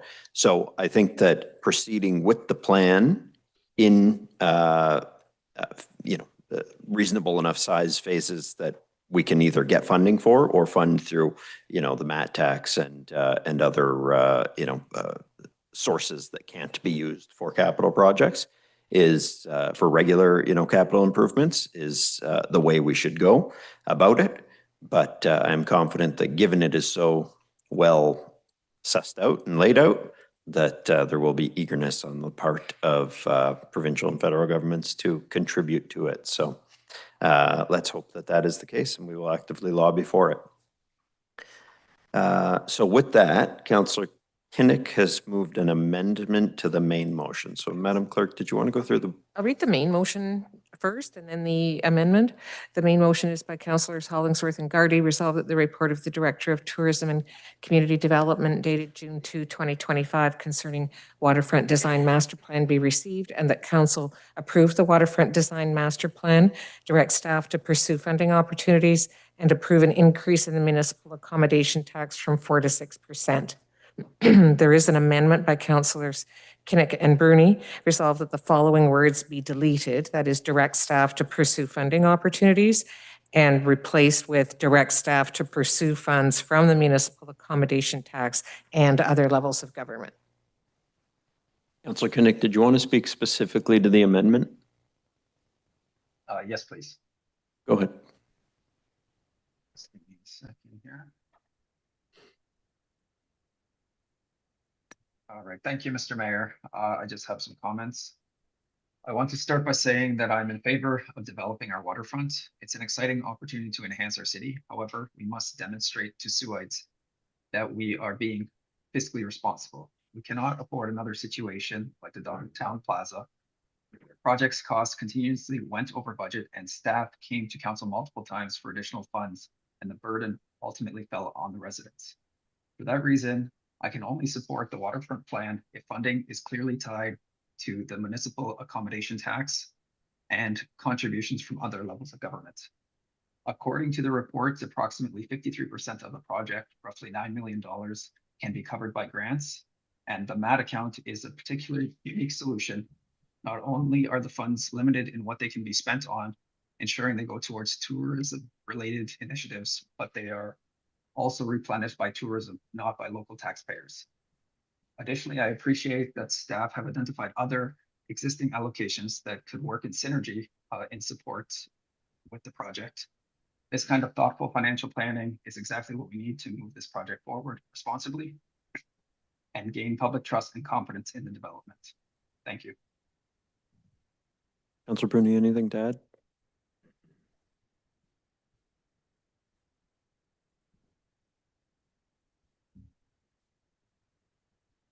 Thank you.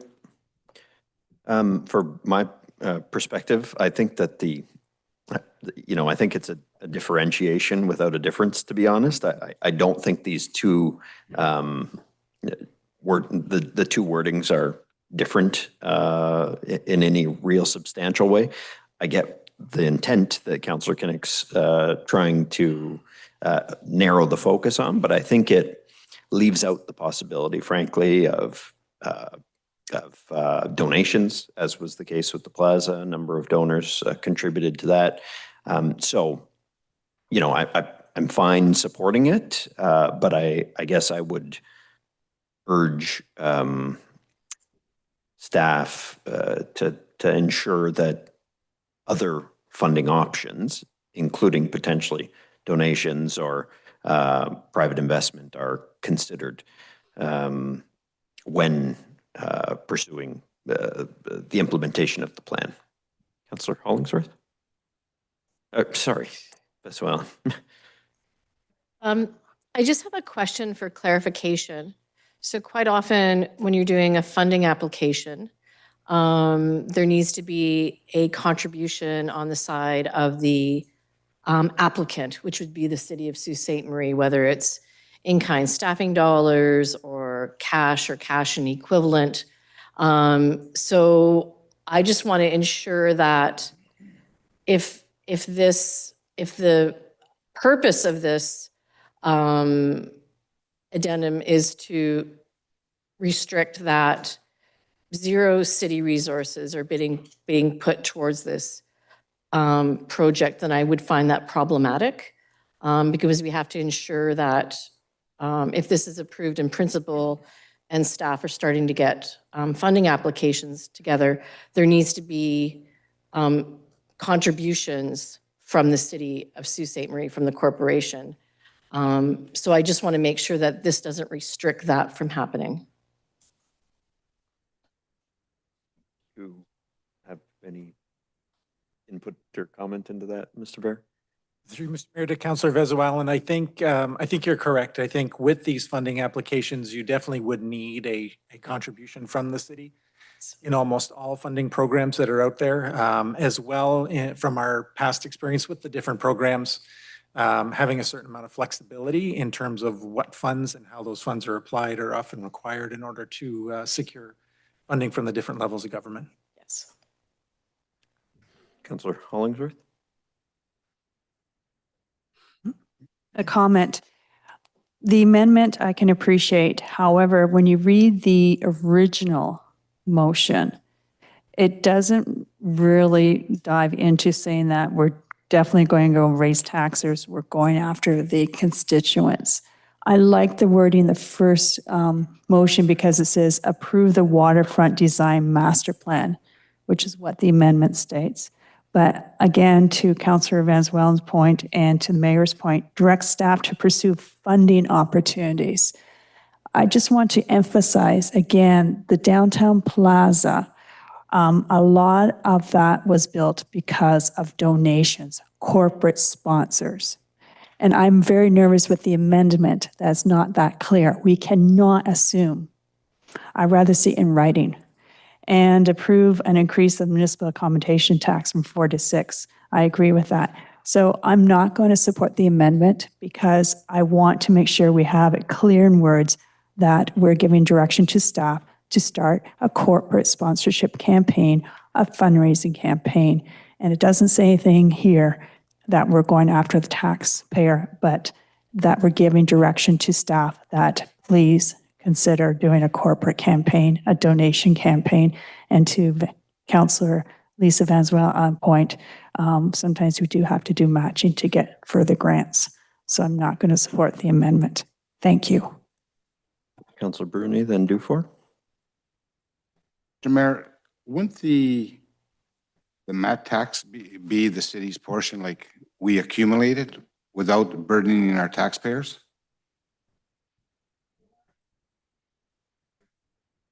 Through Mr. Mayor to Councillor Bruni, just to clarify, yeah, the MAT tax is collected from the hotel stays and the revenue generated from the hotel stays.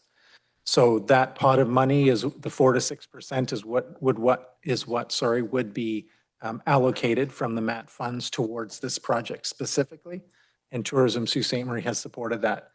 Now, council could choose in the future whether it wanted to use the Economic Development Fund or other tourism-related monies, corporate sponsorships, et cetera, towards this project.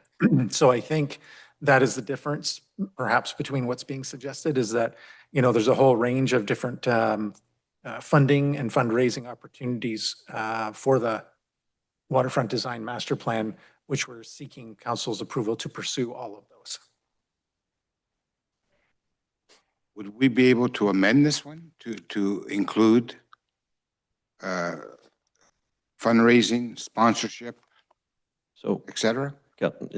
Before we get to an amendment of the amendment, Councillor Bruni, was there other questions? Because I've been taking some notes that I think could satisfy what some of us are saying and what others are saying. So other questions, Councillor Dufour? Yeah, through you, Mr. Mayor, to Mr. Ver. Mr. Ver, our phase 1 and any other iterations of the Waterfront Design Plan subject to our normal budgetary approvals process? Through Mr. Mayor to Councillor Dufour, yes, that's correct. Okay, so I don't see why we would limit any of the motions at this point. We have multiple points in the future at which we will make a determination as to whether or not and how much the city's contribution would be. I think we're putting the cart before the horse here. I tend to agree that it's probably a bit early for this, Councillor Dufour. However, I think the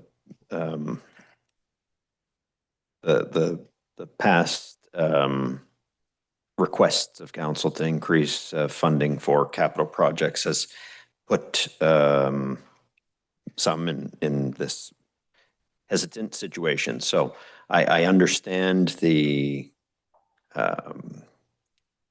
intent of what Councillor Kinnick's proposing. I don't think it actually achieves what his comments were saying. So I think if there is going to be an amendment to that second bullet point, it ought to be something more along the lines of direct staff to pursue funding options that rely most significantly on outside funding that does not draw on the general tax base. I think that's ultimately what he's trying to get at, that the MAT tax funds can be used, that provincial, federal funding, any of our economic or social development funds, but try to avoid to the greatest degree possible using the general tax base. Am I correct in that was kind of the intent, Councillor Bruni? Councillor Kinnick, is that the intent there? Yes, it is. Thank you. So I could see, you know, putting a little bit of parameters on it. I think what's proposed is a bit too stringent because it doesn't allow for all options. But if there is some willingness on Councillor Bruni and Councillor Kinnick's part to amend that amendment to read more as I had stated, then we could set that out. So, Madam Clerk, Yes, but I changed it a little bit. So I guess what I will do is cancel the vote, change the amendment, and then recast the vote. Yes.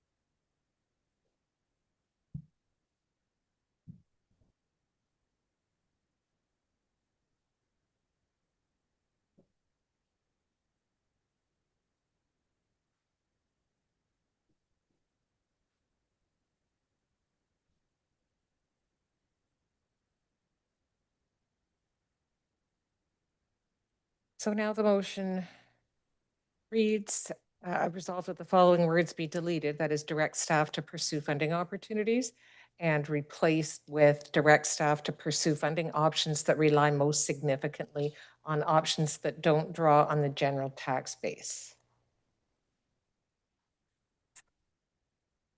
So all in favor of amending the main motion? Any opposed? 2, 3, 4. I think it was 5-4 there, although that can't be right. Showing, okay, they're starting to come in. The lag and E-Scred. You have a question, Counselor Spina? Yes, thank you. Are we amending the main motion or are we amending Amending the No, we're amending the main motion. main motion to New amendment. the new amendment, not the old amendment? So we're doing the amendment that we just talked about, not the original amendment. That's right. Correct, thank you. Affirmative?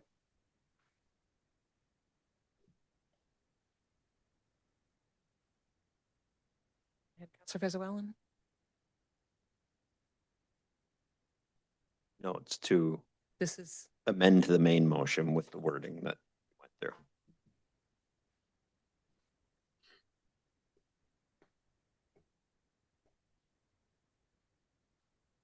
Okay, 7-4, that carries. So now we've got a new main motion. that will take us back to, just once, I had it queued up, but replace those words.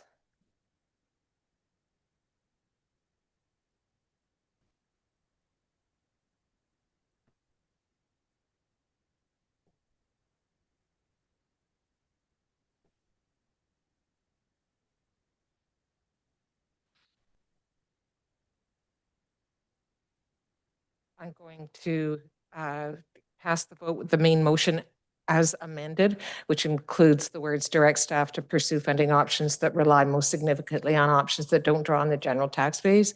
Also to approve the waterfront design master plan and approve an increase in the municipal accommodation tax from 4% to 6%.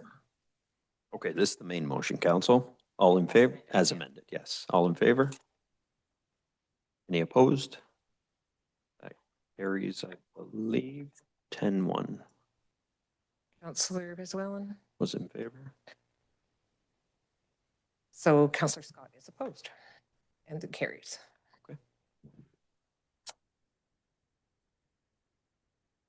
6:45, and we are now on consent, Council. Questions on consent? Councillor Vezoellen.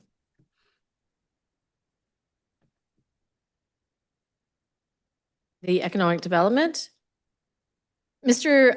Van Stavern, on page 4, you state that the Economic Development Division helps support and launch 51 new businesses. Could you kindly give us a high-level overview of what some of those businesses were and the impact of that, please?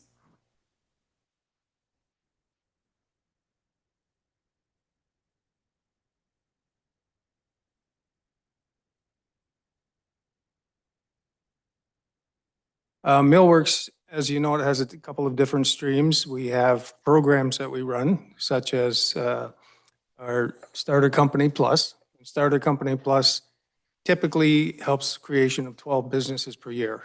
We have 12 spots allocated to us.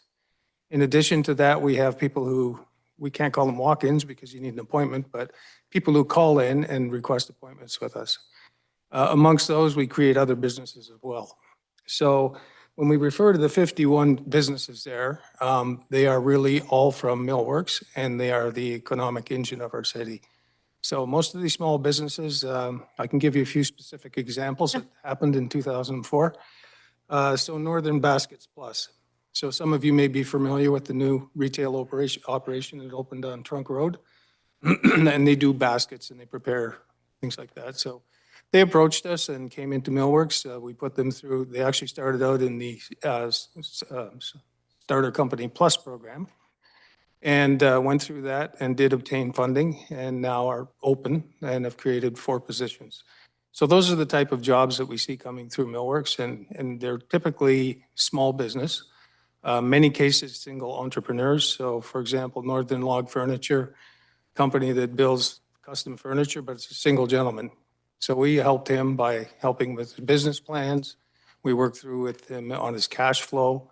And through that, he's created the business and continues on. Another one I could speak to, I suppose, would be Retro Muse, which is a marketing company.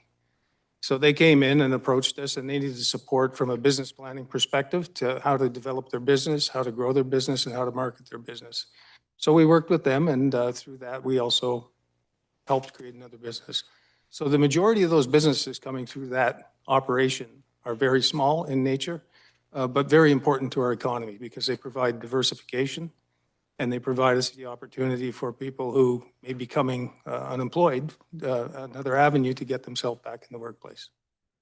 And then do you track, once the business is launched and out of, say, the Millworks kind of bubble, and they're on their own, do you track, if they've gone into year 2 or year 3? Is there a tracking system after they've left the startup program?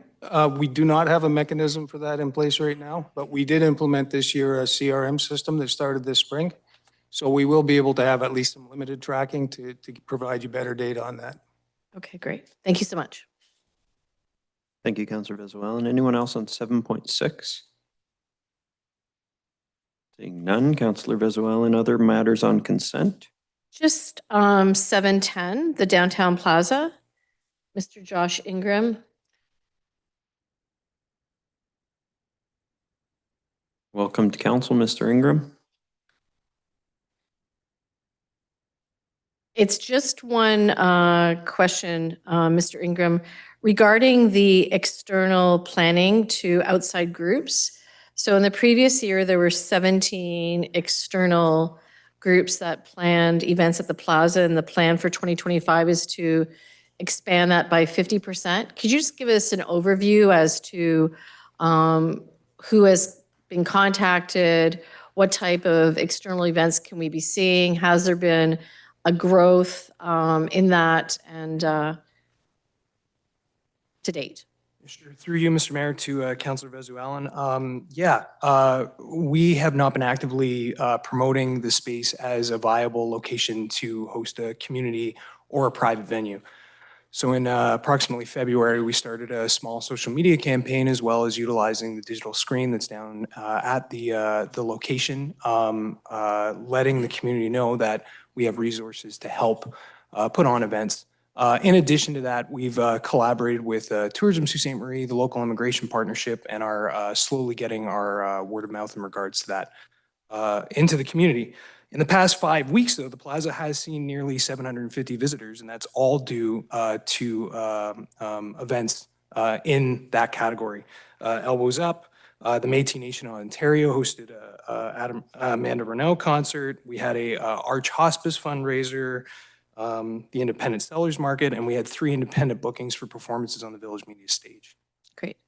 So, Mr. Ingram, if someone in the community or outside of the community were interested in booking the plaza, is there a mechanism for them to be able to do this online? Like, is there an online form, or do they just email you, or what is the process? That's a great question. I mean, there is no online booking form. However, we do have a dedicated email for the plaza It's Downtown Plaza at cityssm.on.ca. Our socials on Facebook and Instagram, Sioux Downtown Plaza, as well as if you visited the City of Sault Ste. Marie website, you'd find a dedicated URL with a PDF that's downloadable for information in regards to booking that has contact information on the bottom at the end of the form as well.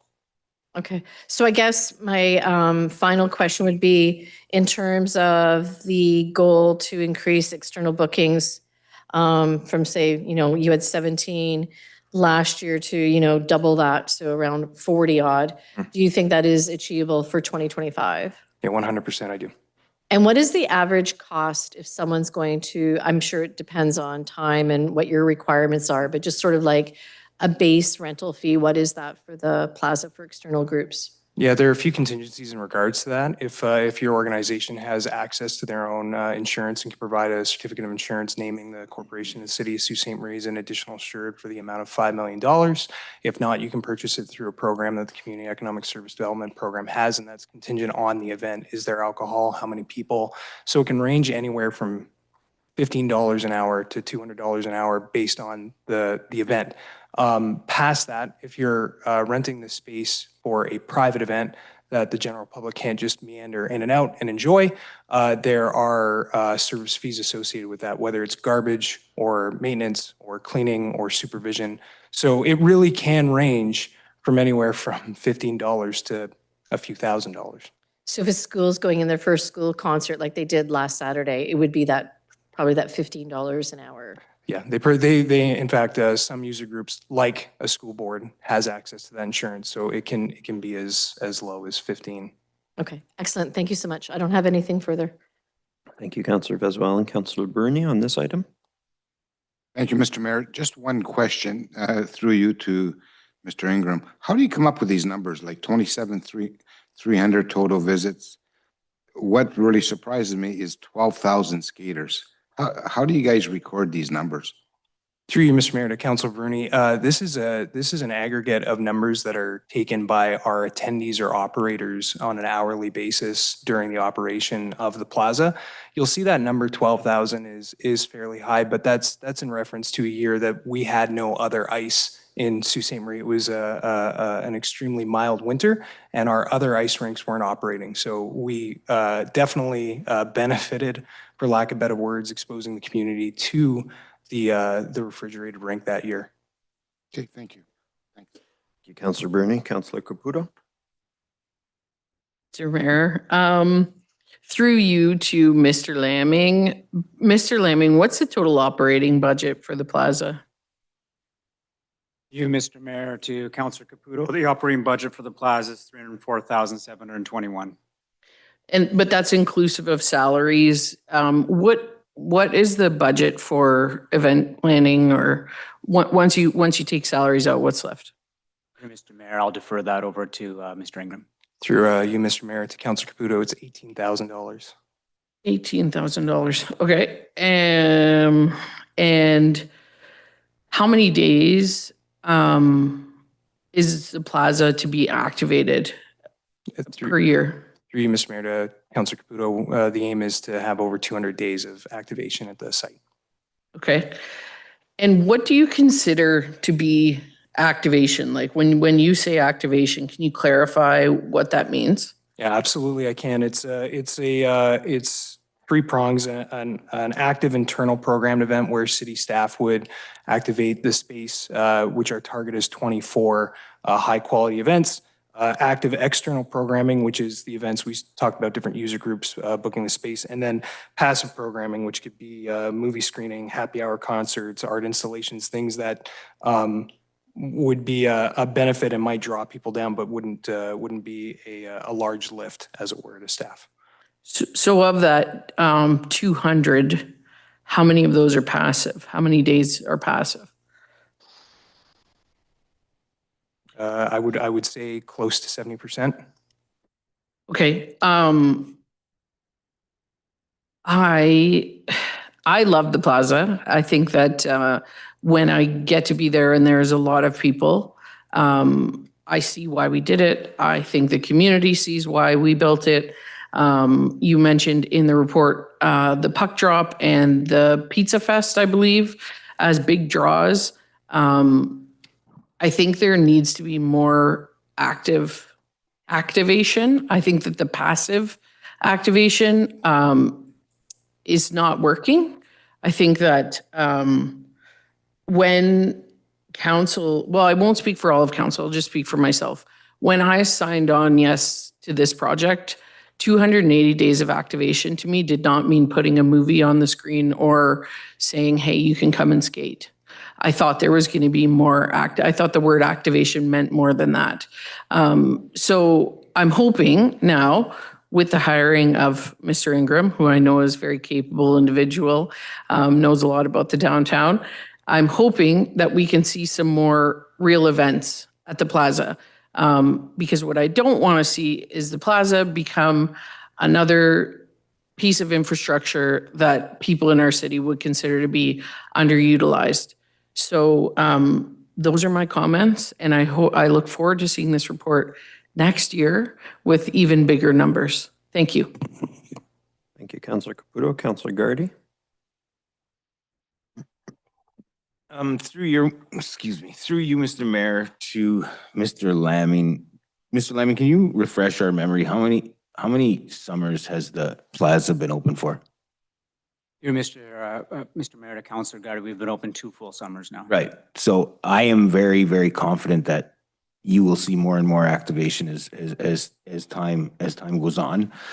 I don't think we can discount the numbers that are in the report, the 27,000 total visits, 12,000 skaters, 16,000 attendees at not skating events.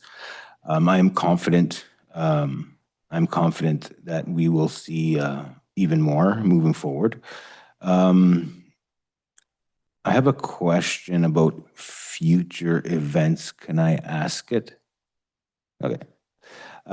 Through you, Mr. Mayor, to either of the gentlemen here who have been answering questions this evening for us. Comment, then a question.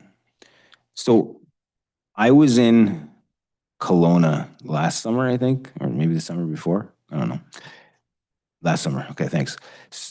And there's if any of you have been to Kelowna, they have a pad very similar to ours. But what they do in the summertime, and I didn't know this, but maybe this is a West Coast thing, but not a Central Canada thing, is that every, say, Tuesday or Thursday night, I can't remember what it was, is that they had like roller skating parties down there with like a live DJ, and it was like jammed for a few hours.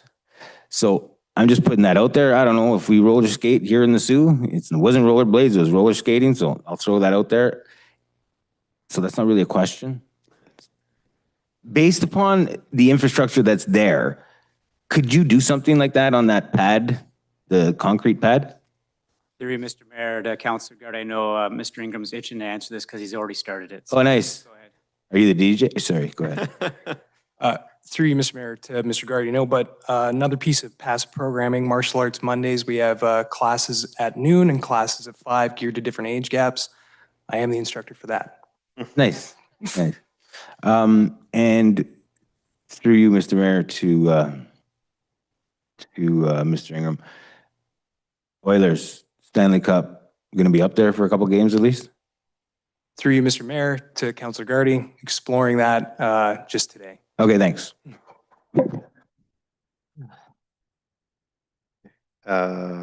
Yes, hopefully it will be, because Edmonton is going to win this year. So. Councillor Spina. Thank you, Mr. Mayor. Through you, I believe this will go to Mr. Laming. Through you to Mr. Laming. When the plaza was nearing completion a number of years ago, we had discussion about a number of user groups who had signed on and committed to using the plaza for different events that were specific to their organizations. And one of the concerns raised at that time, in fact, I recall raising the concern, was that, yeah, it's really easy for user groups to sign on and say, yep, we're going to do this. And then we don't ever see that come to fruition. And I don't think it's fair to ask Mr. Ingram this because he's kind of new to the position now, but in your time, Mr. Laming, looking at the operations of the plaza, have those user groups actually fulfilled what they said they were going to do in terms of utilization of the plaza? Through you, Mr. Mayor to Councilor Spino, I'll give you some examples. As Mr. Ingram mentioned, we've had the school boards use the facility quite often. The market uses it on occasion. In addition to the market days, they also use a stage in the plaza and expand in the plaza itself. We've had local immigration partnership have events held in the plaza, and we've had numerous other community organizations that have booked the plaza on an ongoing basis. So everyone that's kind of committed to it has used it, and through Mr. Ingram, as it's stated, last year we had about 280 days booked, and we have a target of 30,000 people. I don't think that was mentioned this year. People will participate in the plaza, and Mr. Ingram's committed to meeting that goal this year. Thank you. I remember being at a number of events. The plaza was absolutely packed, including, the New Year's Eve puck drop. Just recently, the Elbows Up rally that happened. I don't think you could find a seat in the area, but I haven't seen anything advertised for those user groups that signed on in the beginning. So I'm not sure if they're activating to the full potential of what they had committed to at the time that they signed on, or if there's an opportunity perhaps now for Mr. Ingram to revisit those groups and maybe enhance their experience or enhance the amount of time that they can utilize the plaza. Keep your eyes posted for a poutine feast at the fest that's coming up shortly. So Wonderful. Thank you. Thank you, Councillor Spina. Councillor Hollingsworth. Thank you. Through you, Mayor, to Mr. Josh Ingram. I know you're new to the position and you have proven great success with your past positions. So I have a lot of faith in you. But can you just remind us, how are you going to promote these upcoming events at the plaza? I know there's social media, which we use quite often, but is there anything different that you're going to use to really get the word out there? And the reason I ask that is that a former counselor has brought to my attention more than once that they've gone down there and it's only like 5 people. And not to be negative, because yes, there's lots of events that are packed, as Councillor Spina just outlined, but there are events that only a short few people. So please give us some examples. How are you going to really knock this out of the park?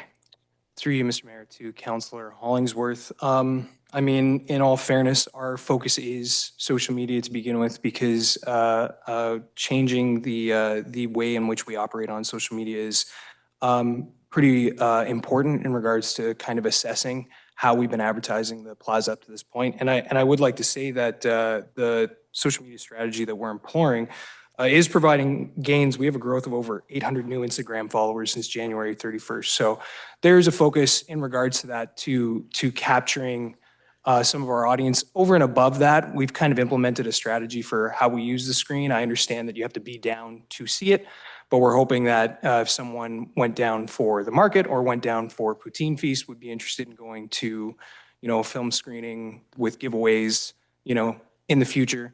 We do have A-frame signs that, depending on the event and the kind of status of the event, that we set up through Queen Street. And we are utilizing our summer students to print out and deliver flyers to key neighborhoods for events that are ongoing. One piece that we're kind of hoping to leverage, in the summer, you have summer students and you're able to, complete more tasks with a larger complement. So I believe about 30 days ago, we launched all of our marquee events on the Facebook event platform all the way until the puck drop. So to be cognizant of the fact that these summer students are dropping off flyers, not just for events that are happening in the summer, but with teasers for our Chill and Chili outdoor adventure event that happens in October when I don't have access to that staffing. So the other piece of it is that it's really contingent on our budget and how to extrapolate. And obviously, based on the budget, you have to rely on, friends and the availability of services that are free or that you can capture during the quarter when you have, more assets, more bodies on the ground.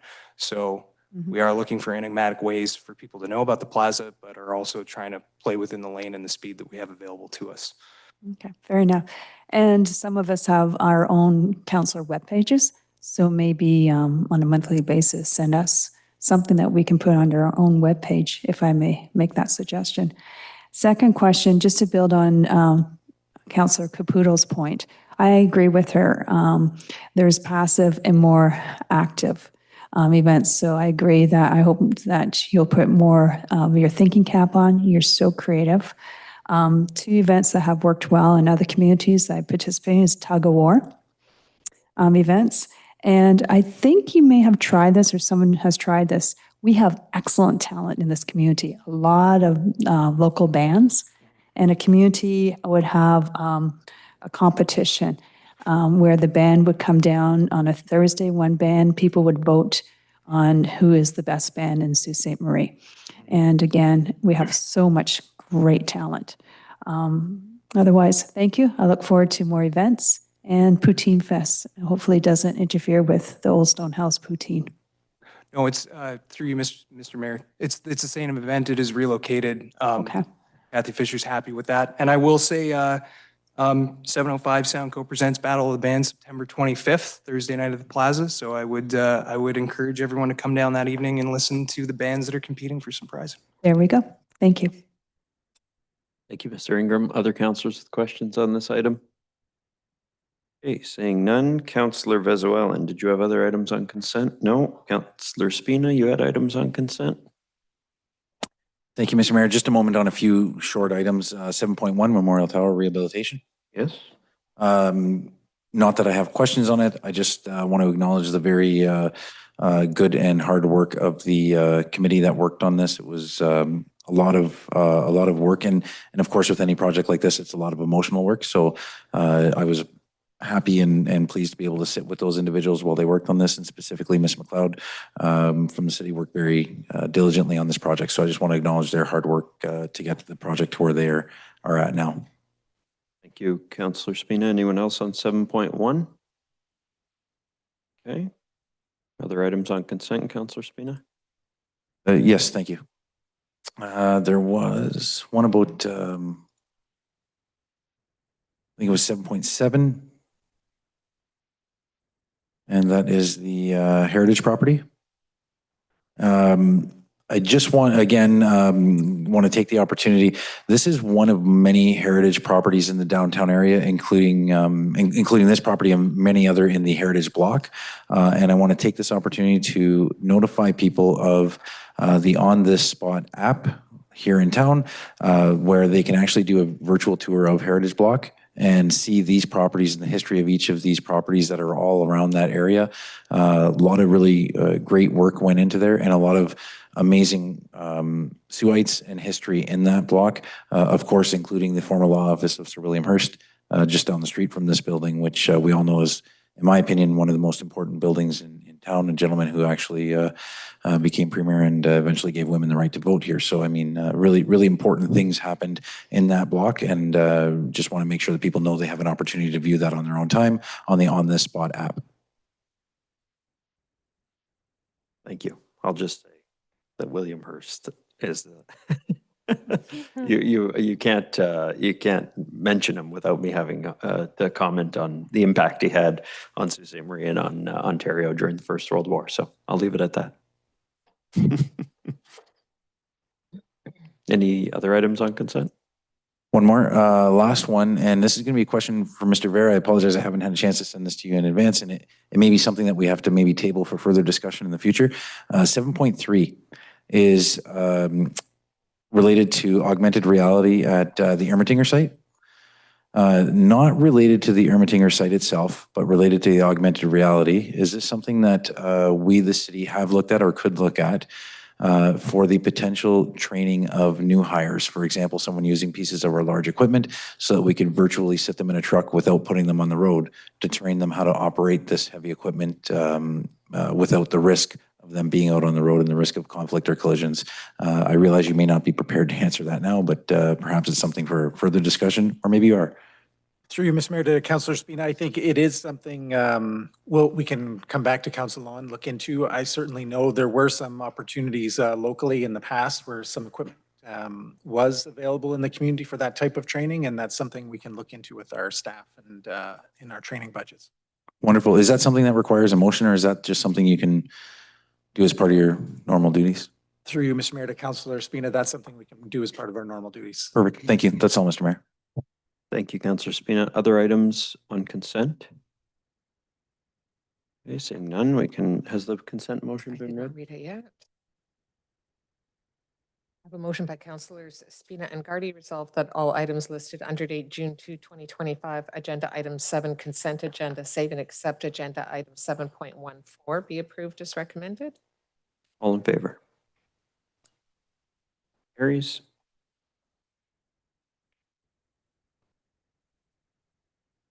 And agenda item 7.14, Lyons Avenue and Wellington Street West Lane configuration, Cora Road to Carmen's Way. It's a motion by Councillors Hollingsworth and Scott resolved that the report of the Manager of Design and Transportation Engineering dated June 2, 2025 concerning Lyons Avenue and Wellington Street West Lane configuration, Cora Road to Carmen's Way be received, and that staff continue with implementation of the approved environmental assessment. Councillor Scott, you asked to pull this from consent. There we go. Yes, thank you, Mr. Mayor. I asked for it to be pulled because it's a continuation of previous work that I voted against, and I just wanted to be sure that I was consistent and intend to vote against the further implementation of this. Thank you. Thank you, Councillor Scott. Councillor Bruni. Thank you, Mr. Mayor. I guess through you to Ms. McCauley, right? In the package, figure 4, Lyons Avenue and Carmen's Way. The bike path is, we're going from west to east. In the drawing there, it says bike lane ends. There will be a sign there, apparently, what I've been informed. And the cyclists will have to basically blend in with the center road, center lane, if they want to go straight. Or if they want to turn, they have to kind of stay on the right side. But even though the sign says bike lane ends, personally, I think this is very dangerous when a cyclist has to go onto the road and encounter other vehicles or cutting in front of vehicles. Do we have a better solution, better safety solution for this, Penny? Through you, Mr. Mayor, to Councillor Bruni. In the original recommendation, the bike lane actually continued to the traffic signal and there was no right turn lane. At the time that council discussed this, they strongly recommended we review this to include the right turn lane. So this setup is something that is allowed in the OTM. We have it in other locations in the city. And essentially the cycling traffic merges with vehicular traffic and then they can connect onto the hub trail. Yeah, I just think it's very dangerous that bike lane turns into a road for the cyclists. I think it's very dangerous at that particular spot because the lanes are reduced now on Wallace Terrace, so more traffic, well, same amount of traffic, but it's more condensed. I just think it's very dangerous for them to basically move over to the center lane to go straight, or they have to go back to the right lane for turning to get on the Carmen's Way to go south. You understand? Mhm. Yeah. Okay. So you understand, but we don't have another option, right? Through you, Mr. Mayor, to Councillor Bruni, we could return it to the original recommendation, which is to remove the right turn lane. And we would have a straight through right turn lane as a shared lane and the bike lane continuing up to the stop sign, to the stoplight. I'm not a traffic expert, but you need the turning lane. Definitely need the turn lane because there is traffic there. So there's very limited space because there are retaining walls on either side because of the underpass. We are working within the curb lanes that we have. Can a bike lane be rerouted somewhere else? Just curious. Is there another option for that? Not to go to the underpass? Connecting to the west end, there is a rail line that causes some constrictions, right? So the other location would be at Comny Avenue. That leads to the cyclist to cross a 5-lane road that's uncontrolled. That's dangerous. I think the recommendation is to bring them to an intersection that already has a traffic signal that can get them across and connected to the hub trail.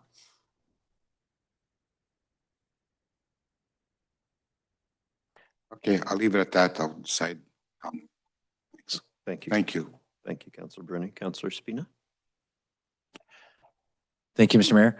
When I look at the drawing figure 4, and I completely appreciate where Councillor Bruni's concerns are coming from.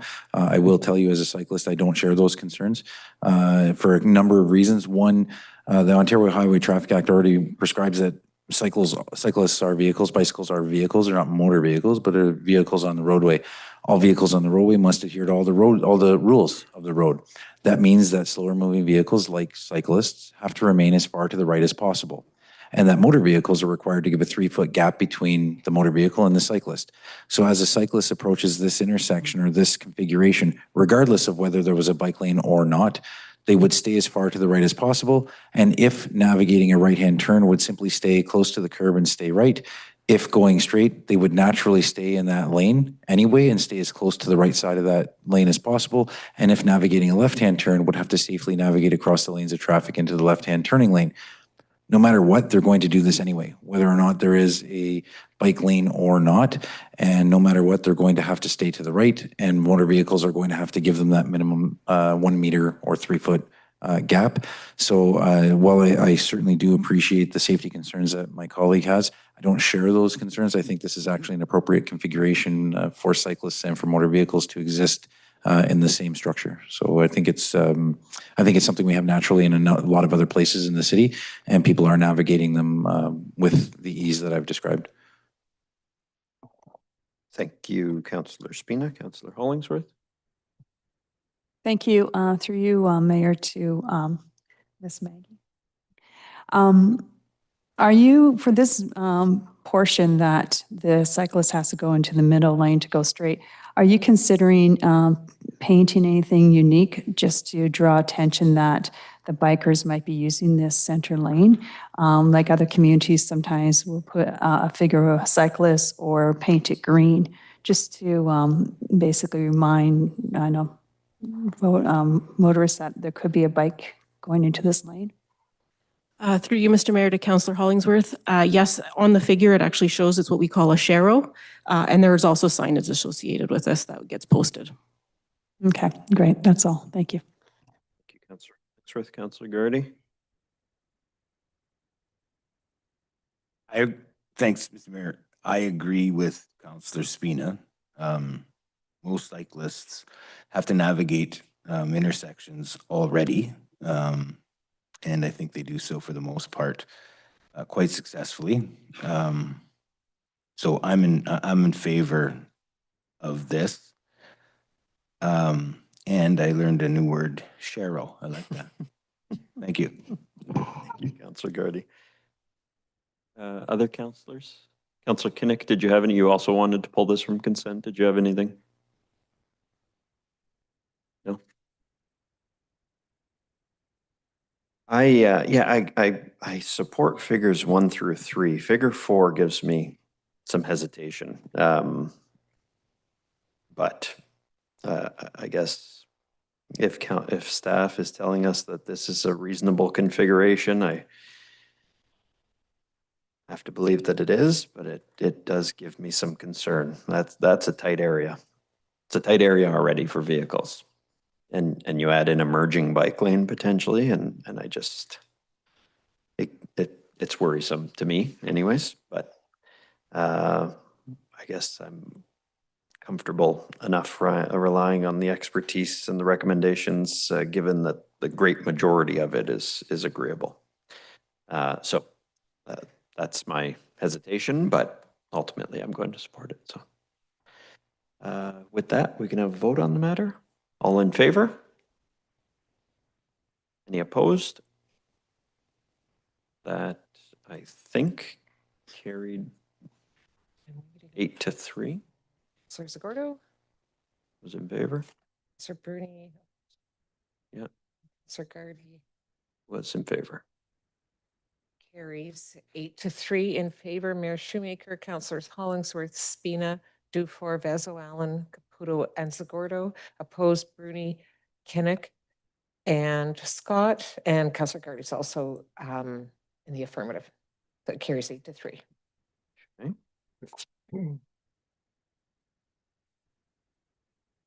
That will bring us to agenda item 9.1, the agri-food industry economic strategy. A motion by Councillors Vezo Allen and Spina, whereas the Buy Canada initiative is stronger than ever and food retailers and food-related businesses are seeking and supporting products, both raw and processed, from Canadian manufacturers, according to data from Agri-Food Canada. And whereas in 2022, the food and beverage processing industry was the largest manufacturing industry in Canada in terms of value of production, with sales of goods manufactured worth $156.5 billion. It accounted for 18.2% of total manufacturing sales and 1.7% of the national gross domestic product. It's also the largest manufacturing employer and provides employment for 300,000 Canadians. And whereas according to the Canadian Chamber of Commerce, Canada is the 5th largest exporter of agriculture and agri-food products in the world. Too often, Canada ships its unmodified agricultural commodities abroad to be processed by another country and then sold back to Canada as a new product. By developing our domestic processing and manufacturing capacity, we can make these value-added products in Canada and sell them globally at a higher price than we can our raw commodities, leading to more jobs and economic activity. And whereas the agri-food industry is growing organically, locally with limited support, and whereas we are experiencing diverse, locally sourced agri-food business initiatives such as Bloom Kombucha, Bread Hag, Hogan's Homestead Maple Products, Pinokian Hills Farms, Red Roof Honey, Sweetened Chocolate, Rico's Foods, Fallen Leaves Maple Products, and others. And whereas the Economic Development Corporation of Sault Ste. Marie does not have an agri-food industry specific plan, and whereas growth is happening locally in this sector without government involvement, and whereas growth and diversification are critical to expand economic opportunities, now therefore be it resolved that the Economic Development Team under the Community Development and Enterprise Services Division be requested to collaborate with Rural Innovation Network, RAIN, and other regional partners already delivering agri-food programming with a mandate to map existing assets, programs, and funding now supporting local processors and producers, identify opportunities to leverage upcoming infrastructure such as the shared commercial test kitchen at Harvest Algoma, and return to Council by year-end with actions, timelines, and potential budget impacts to accelerate value-added processing, supply chain capacity, and market access for businesses. Councillor Vezo Allen. I want to apologize to Ms. Chizitsky for the lengthiness. So diversification, as Mr. Van Staveren stated with his report, is really critical. And I think we're seeing that now, especially with the Buy Local, Buy Canada. And currently, from the 2022 data, the food and beverage processing in Canada accounts for 70% of our products available in Canada. So we only have 2022 data. But I think what we see what's happening locally without really any formalized support or programs, there has been some Sweet Change was funded by FedNor. There was Cordelia Foods that was available at Shabby Motley that was manufactured, canned, prepared food that was vegan, that was funded by FedNor. But there has not been actually any support for the groundswell that we're already seeing.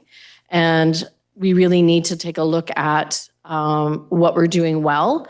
And I'm really excited. And I think that our economic development team, while forestry and industry are really important, I think we have something that's happening really exciting right at our fingertips that we need to support. So I want to thank Councillor Spina for supporting this with me. We both love food, and I think we all love to eat. And I think it's taking what we need in our everyday life and creating a really fantastic, potential bustling economic outcome out of what we do right now and what is happening. So I want to say thanks, and I look forward to what the team can develop and bring back. Thank you, Councillor Vezo Allen. Councillor Spina, seconder. Anything to add? No? All in favor? That carries.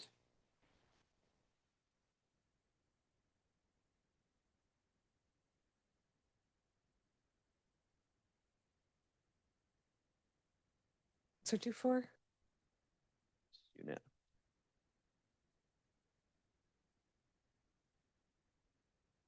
Okay. Will bring us to bylaws. So I have a motion by Councillors Hollingsworth and Gardy resolved that all bylaws under item 12 of the agenda under date June 2, 2025 be approved.